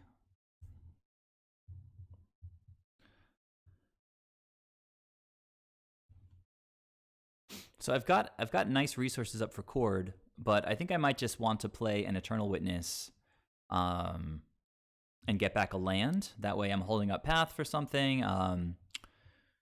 And Skyclave can keep blowing things up.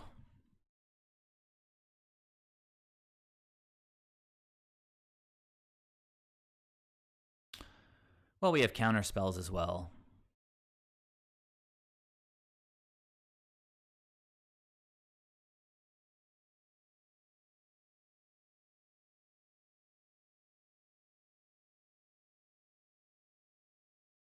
Do I attack for 3 here? Maybe I do, and I let them triple block. No, then I don't even kill them all, because, yeah, never mind. Next turn, I can do some fancy stuff like that. I mean, I can attack for 3 here.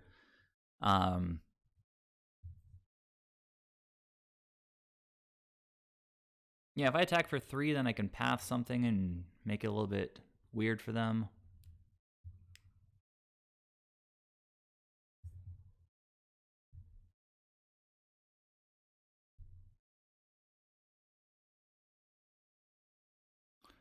Attacking with both sounds poor.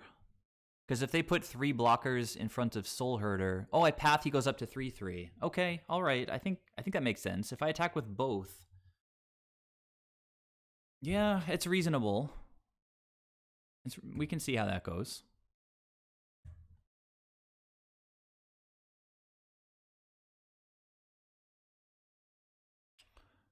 Gotta always do the tricky Soulherder math.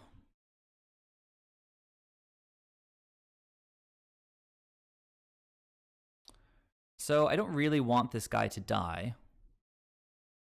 So I think I'll path when this leaves, or is it when it dies? When it dies. So I think I'll just path the Arcbound Worker now. We've got an Eternal Witness in hand to get back the path, so it's not like we're just like losing it. Everything feels good, MILF Drifter. We've just been drawing pretty strangely in this league. So I kind of want to blow up their animation module. I kind of also want to get back.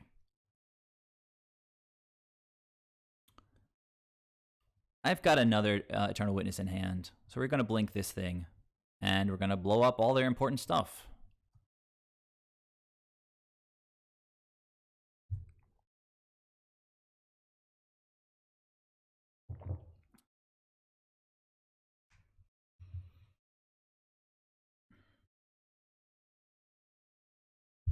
Lot of red.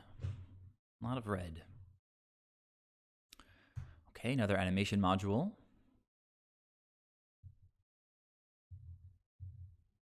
Okie dokie. Okay, all right. I mean, we've got so many things to work with here. Not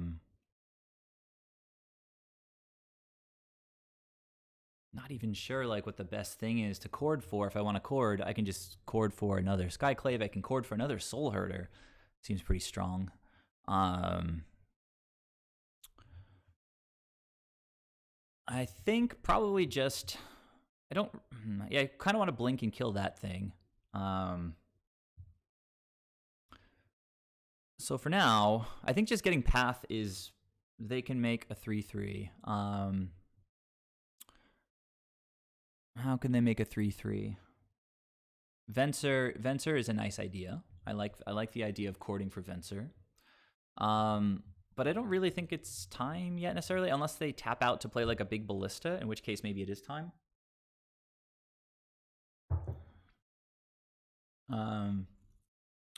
So how can they make a 3/3? This is only when creatures enter the battlefield, right?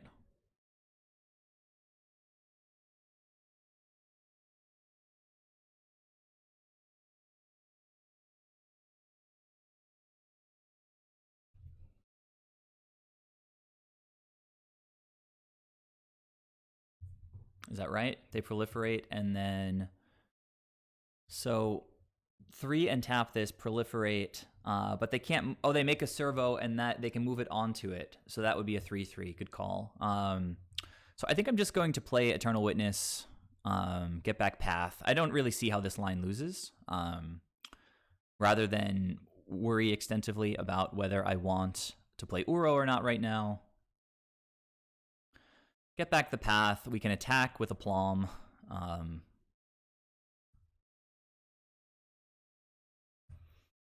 If they make a 3/3, we can just Path the 3/3.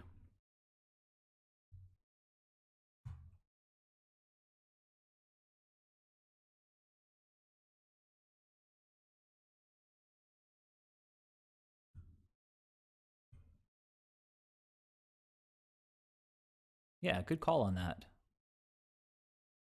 So we're all learning. Okay, so this thing's going to get blinked. Going to pop this animation module. Is it animation or automation? Animation module, yeah. Soulherder continues to grow. We can recur paths. Venser, again, is an option, as was said.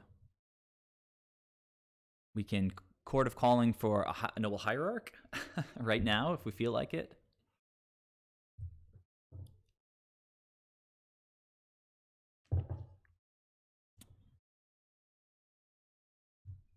Ballista is kind of annoying because they can play it for 2 and then move 2, so it would have 4. Could kill like these things.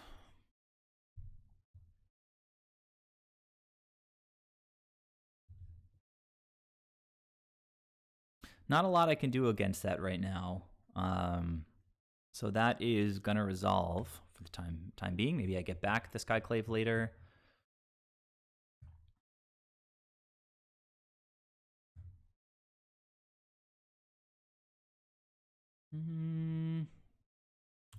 Don't really care about the 4 damage right now.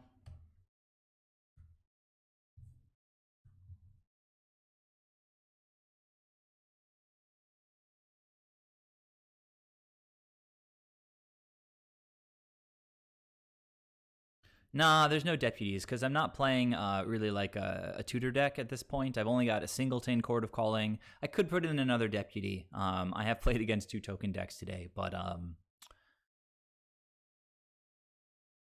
I'm leaning harder on Skyclave. So I'm going to path this stupid illusion here right now so that I have clean attacks. It's lethal if they don't have anything.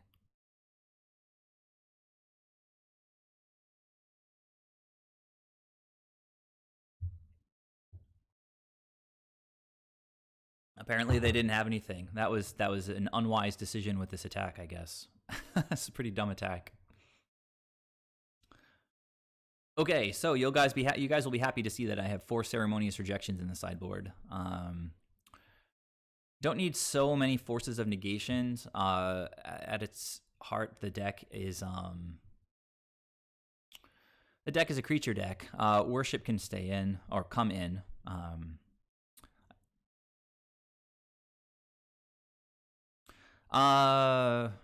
I mean, the deck is pretty consistent. This one, it's got 8 of the same card as 2 drops, just like Merfolk has. It's 8 Island Walk Lords. 3 Teferis draw tons of cards. This deck has been pretty consistent, and Cactus, I've been winning way more with this build. It could just be like luck up front. Like I've only played maybe 20 matches or something, but I'm something like before today. I was like 12-1 or 13-1 with this build.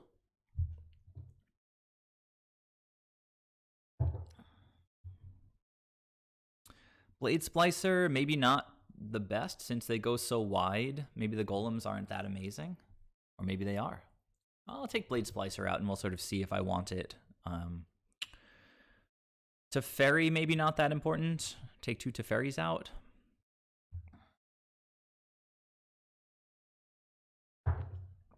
Oh, my Winds is still in here. That's funny. Don't know how I missed that one.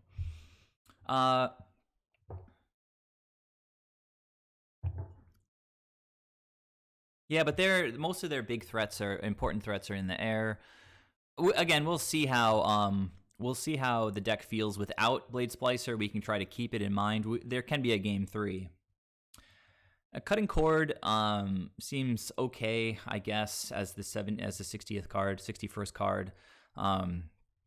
It's just that Skyclave is so good. Being like that game was kind of incredible. This is not an easy match by any means. An easy matchup. We just dominated them from turn 2 Skyclave.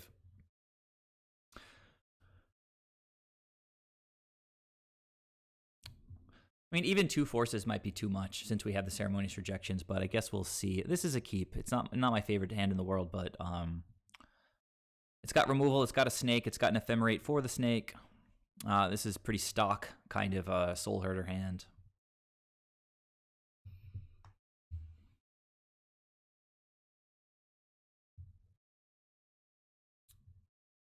Okay. Okay, so we do want to get double blue at some point for Venser. They're almost certainly going to play a creature next turn, so I'll probably want to have Path up. So if I play Windswept Heath and go get a second Hallowed Fountain, that might be the way to go. It's funny that I'm at 21 because they play Grove of the Burn Willows. Hey Odysseus, this is the last round of a league. I started 2-0 and lost 2 matches against what should be good matchups. Like a Sultai Uro deck and... they keep giving me all these fetches. I guess we want to thin the deck, so let's play the Windswept Heath.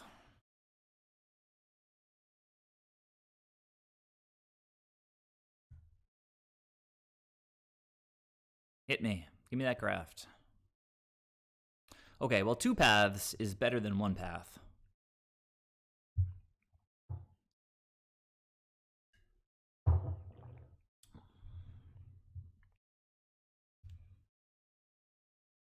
I'm going to play a Walking Ballista maybe, and I'm going to path the bejesus out of it.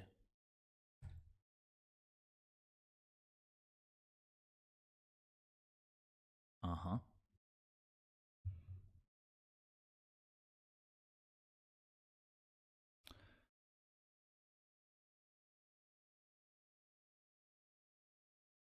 Hey guys, some of you guys are just arriving pretty late. Yeah, I mean, I just want to wreck Tron basically. I think that going to their upkeep and pathing is just fine here. I'll flash in a snake. Next turn we'll have Venser up.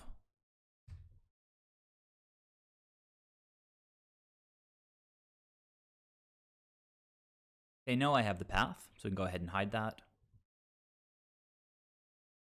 Ping my face or get the land? Get the land.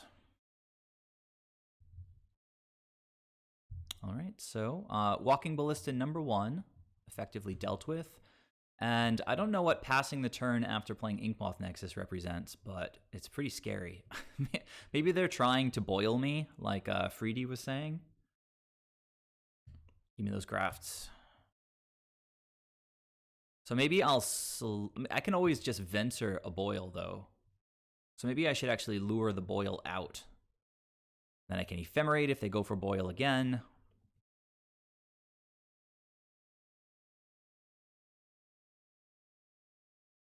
Apparently it's just scales, but they play a couple of lightning bolts and boils from the sideboard to blow up my islands. So maybe they're being cute and waiting for me to play more islands just to try to get me. But I think the Venser kind of blows that out. So I'm pretty sure holding up Venser is the correct move here. So I'm going to play that, untap, pass the turn, see if the opponent has anything to do with that 4 mana. Feels bad when, you don't spend any of your mana. Activating the Inkmoth Nexus. Okay. You got Become Immense or something? Did we just draw another Path to Exile? Wow, 3 Path to Exiles. This guy can take a hike. Now, of course, that puts shields down for Venser. Are we getting blown up now? We're not. Okay, very nice. Should I Ephemerate? I think I'd rather not. I think I'd rather hold this Ephemerate. Death Touch. Established. They played another Inkmoth Nexus. So now I don't think attacking is the best. We've got plenty of time. I'm going to pass, hold up Venser, hold up Ephemerate, hold up Icefang Coatl.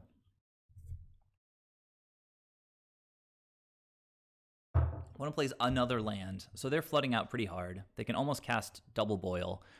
So this thing costs 3. I can bounce it, they can play it again. I can also just path it. So I think pathing it is probably fine. It's a very good card. But that can resolve, I think. I can also just bounce it on the end step. Doesn't really matter.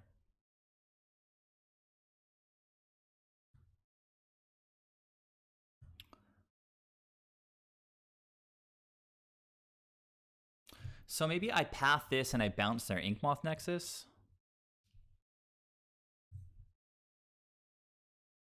Or maybe I just play the second Coatl, keep drawing cards. I do like getting Venser on the board, though.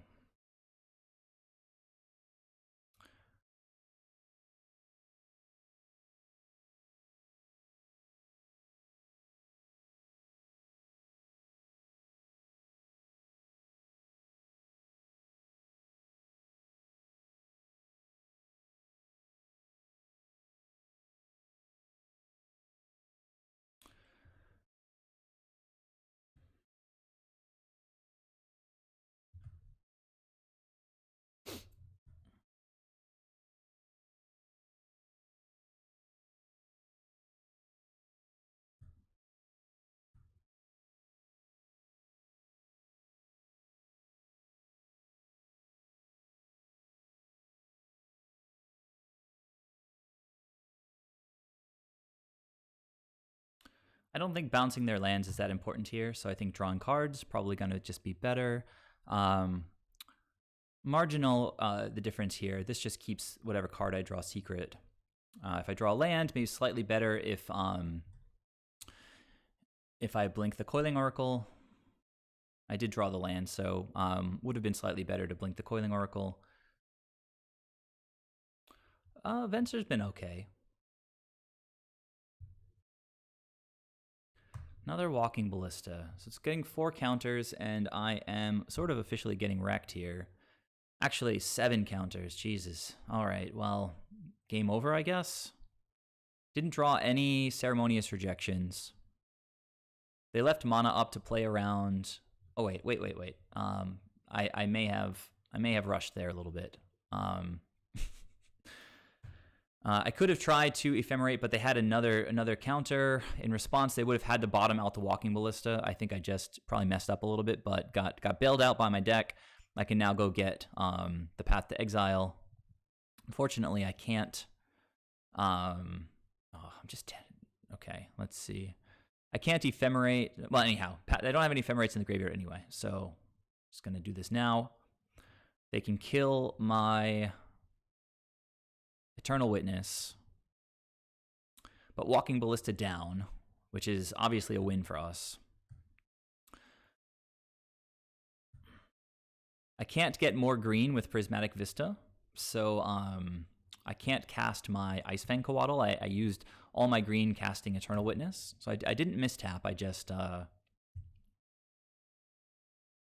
why? Because they can just respond to the Ephemerate, and then Eternal Witness will die, right? Like, what's the point of ephemerating there? No value.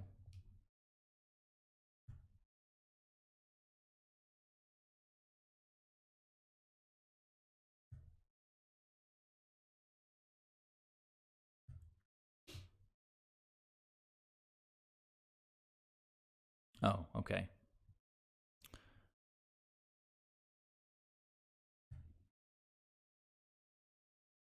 So I'm going to just sort of slow roll this Coatl. They're just going to soup up. They're going to throw their Ink Moth at me, I'm sure. They are empty-handed, drawing up to one card here now. Ozolith is a pretty good one, but they don't have any sack outlet here.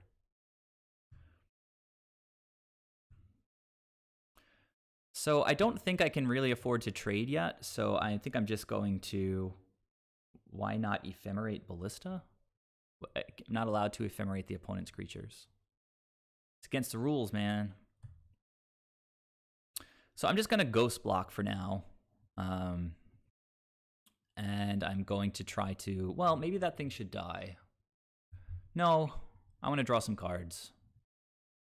I think we're just going to be advantaged if we can pull ahead in... Wow, okay, in cards.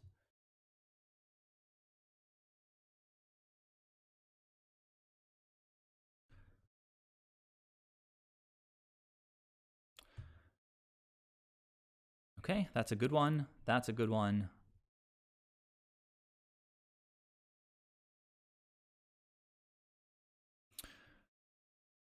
We could escape right now, and it could be... Oh my god. It could just be, like, obviously the best play. But I think I like getting Soulherder down here. I can hold up double... I'm not dying anytime soon. I mean, just escaping Uro has to be better, right? But then I use all my blue if I escape Uro. Yeah, I lose. I go green, green, blue, blue. I don't have enough. I don't have enough left. So I'm doing it this way.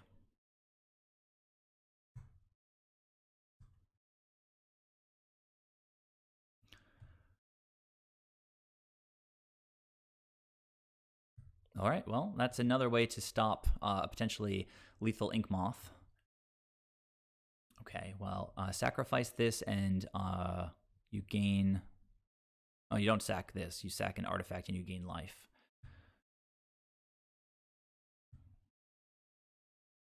So they are once again empty-handed, and I think it's probably time to just kill their Ink Moth Nexus.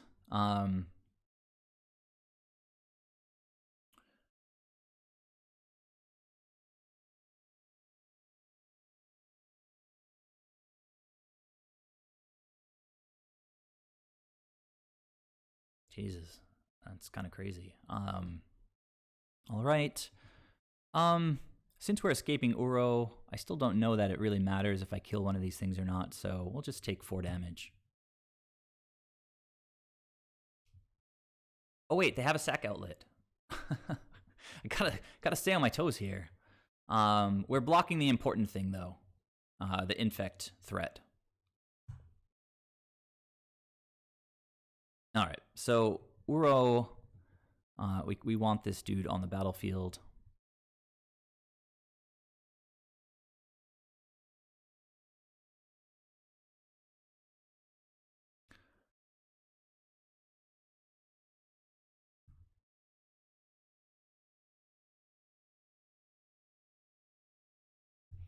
So,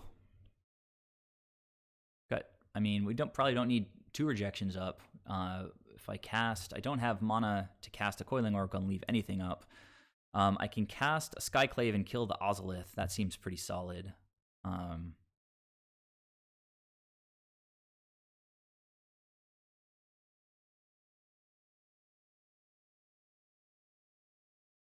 They can sack it to this and gain 1 life, I guess. Nice. Okay, and then I should probably attack with the Soulherder for 3. I don't have to hold 2 counters, right? Because they have 0 cards. Why would I ever have to hold up 2 counters against this deck? So now, I don't know if blowing this thing up is great. They make 1 bigger creature. Maybe it's fine. Yeah, I've got infinite cards in my hand now, so start to slowly deal with their board. And then next turn I can just deal with the other one. I kind of didn't notice that hardened scales over there. Kind of snuck that one in. Oh, it's exiled, so it doesn't even get to move its counters. That's funny. My triple Ceremonious should kind of lock this up, and the opponent has scooped. So very, very strange ending to this league. I started 2-0, then we lost 2 easy matchups, and then we won a very difficult matchup. Now, I think I haven't played against... I kind of hate how it kicks us out of the last screen against the last board state in the 5th round. It just kicks you out. Like, you can't sit and look at the board state for a second. I was saying I haven't played with Skyclave Apparition against Scales yet, and it's a beating. So for any of you guys who joined me late, I played Hierarch on turn 1 in game 1. On the play, turn 2, played a second land, and then Skyclaved their Hardened Scales. And then I played Soulherder and blinked it and killed their Ozolith. And then at the end of that game, I mean, Skyclave was just such a beating. So Uro's doing great. Skyclaves are doing great. I guess happy to finish positively 3-2. But I guess the weird part of that league is that we lost the good matchups. Like, we lost Jund and we lost, like, Sultai Uro, and so we lost the easy ones, and we won against the crazy aggro deck. So we do play a lot of removal. Those 4 Ceremonious Rejections came in really handy. You know, when you're putting the deck together, you're not really thinking right now with the metagame about Hardened Scales for Ceremonious Rejection, but there are some artifact decks in the format. There's like I've come across Lantern decks, like a few Lantern decks. I even bring some of these in against Mill, since they play Mesmeric Orb, and against Mill we just kind of want to pad our deck out just to run like 70 cards. And just other miscellaneous artifact stuff. There's also like Eldrazi and Taxes decks where they're running Thought-Knots and Wasteland Stranglers and Eldrazi Displacer, and Ceremonious is amazing against those guys. Yeah, everything has felt good. At a certain point against Sultai, our only out was Time Warp. So in that sense, you know, Time Warp, kind of a cool card in the deck, performs a unique function.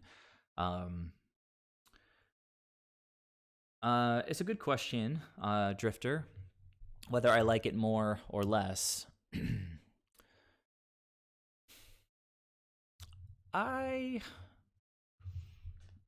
Well, first of all, I think maybe I should have a deputy somewhere in the 75.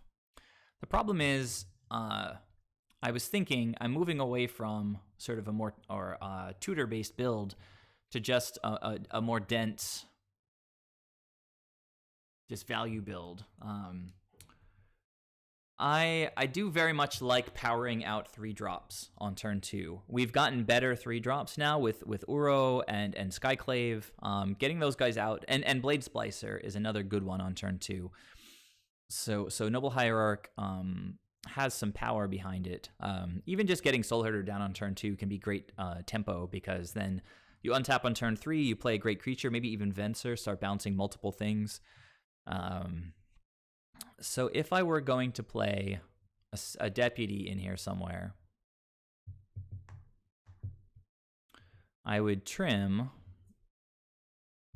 Well, then I'm looking to like change the main deck because like so we did play against a bunch of tokens there against Hardened Scales, but they didn't beat us, right? So I think more to the point is we should, and this is funny because I was having an argument / discussion about worship just yesterday, but I should be bringing worship in, I think, against Field of the Dead decks. Like it kind of forces them to bounce the worship with a cryptic command, which means that they're not drawing cards. It means that they're not tapping my team. It means that they have to sort of figure it out. These Uro field decks do win through combat, and we can keep up with them in value. Worship is just a card that buys us time. Exalted is super relevant. When I was playing against the Sultai deck on the last turn of the game, they were at 4 life, and I had an Icefang Coatl with 2 Hierarchs, so that's 3 damage in the air. If I had top decked a Hierarch, that would have been game-winning. Would have gotten in for 4 damage. I had a Teferi on the board, I think, so they couldn't even interact with me if I top decked the Hierarch. So I guess Hierarch was an out, and Time Warp to be able to take 2 attacks with the Coatl was another out. Unfortunately, we didn't hit either of those, and we lost to a bunch of zombies. So I do think that against Uro field decks, if nothing else, worship should gain us a turn or so, or a turn or more, which would have been enough with the Ice Fang attacks. It might be stupid. Maybe the fact that they run cryptics. They probably, a lot of those decks also run Teferi, and Teferi is a way for them to bounce worship. So they could these decks, if they run white, they could also run Skyclave. I'm always on the lookout for decks that run Skyclave. It just makes worship really bad. Like all of the Taxes decks before Skyclave, it was a pretty nice idea to bring in worship because they typically don't really have ways to deal with it, and unless they draw a Winds of Abandon, they can't deal with our entire board. So they can attack with their Batter Skulls and their swords as much as they want. No way to deal with worship. They're not going to win the game. But Skyclave is just such a clean answer to worship, so it doesn't come in anymore against those decks. So Odysseus, Uro is a very singular card, but and it's not really directly replaceable. But there's lots of versions of the deck that you can play that don't have Uro. I think that there's like a relatively kind of budget deck in the. Hang on a sec. So let's get that here like this, and then this list is not going to have. Oh, this is in. Okay, this is a 60 card list, but it has a Urian in the main deck. So budget list means tabletop. This is going to be $300. I trimmed like on Misty rainforests are super expensive, so there's no Misties. You just sort of go up on the basics a little bit for forests. You start running suboptimal fetches like Fabled Passage, Flooded Strand. You're going to have the 4 Windswept Heaths. You go up a little bit on Soulherders, and then this is the one of the more toolboxy builds where you've got 3 Chord of Calling and then a bunch of singletons. Actually, it's funny, at this point I was testing Nyambi. She bounces creatures back to your hand, and you gain life. So seemed like kind of a Charming Prince with Flash. It also has an activated ability that almost never gets activated. So you could just replace Nyambi with any of our 2-drop options like Wall of Omens, Wall of Blossoms, Watcher for Tomorrow. Yeah, and so you might want to go to 4 Eternal Witness. It's such a good card, and it's not very expensive. Yeah, you would probably want to get some Skyclaves because even though they're not super budget, they're I think like $10 or whatever, and it's probably worth having a couple of Skyclaves in here. Odysseus, can I link it in chat? I guess I probably could do that.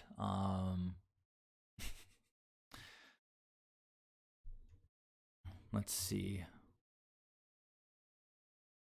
Well, you know what? I can't really do that. I don't really know how to. I can type this for you. I mean, but you could do it just as fast as I could. So Odysseus, why don't you take a screenshot and just copy down the link? That might be the easiest way. Okay. So then MILF Drifter, Urian companion version. For that, I would probably say that like the red splash is a very nice way to go. I think that McDerp is on that right now and has been doing pretty well. I think he's had like lots of consecutive 4-1s. So you're going to run the full 4 Avalanche Riders, and since you're on the land denial plan, the mana denial plan, you're not running Path to Exiles in the main. But against decks where Avalanche Riders might not be the best, you're going to have your paths come in from the sideboard. Usually it's like a 1-for-1 swap, Avalanche Riders for paths. This list is almost certainly going to run 4 Chord of Calling. You can see them over here. It's fun. It's fun. It's really fun. But if you can balance your deck like the same way with 80 as with 60, like you can have the same ratio, like exactly the same ratio as lands to creatures. If you were running 3 Eternal Witnesses, you go up to 4. If you're running 3 Soulherders, you can go up to 4. There's ways to make the ratios work perfectly, but just having perfect ratios, perfectly comparable ratios to 60 cards doesn't mean you're going to draw the same as with 60 cards. The variance does go up significantly. Because the pockets of lands, like, you know, if with 60 cards, maybe the deepest pocket of lands might be like three lands in a row. With 80 cards, now it's going to be like maybe 4, 5, 6 in a row, right? So it's just hard to predict that variance. And if you're running 80 cards and you start drawing, like, maybe you keep a good opening hand and then you've got 4 lands in a row, or on the flip side of that is getting land screwed. Like, you know, you're going to go longer without drawing that land that you need. So I just eventually like couldn't take the observably higher variance involved in the 80 card lists. I was getting flooded, I was getting screwed, I wasn't casting Urian enough to make it worth it, and I just got kind of pissed off and just went back to 60 cards.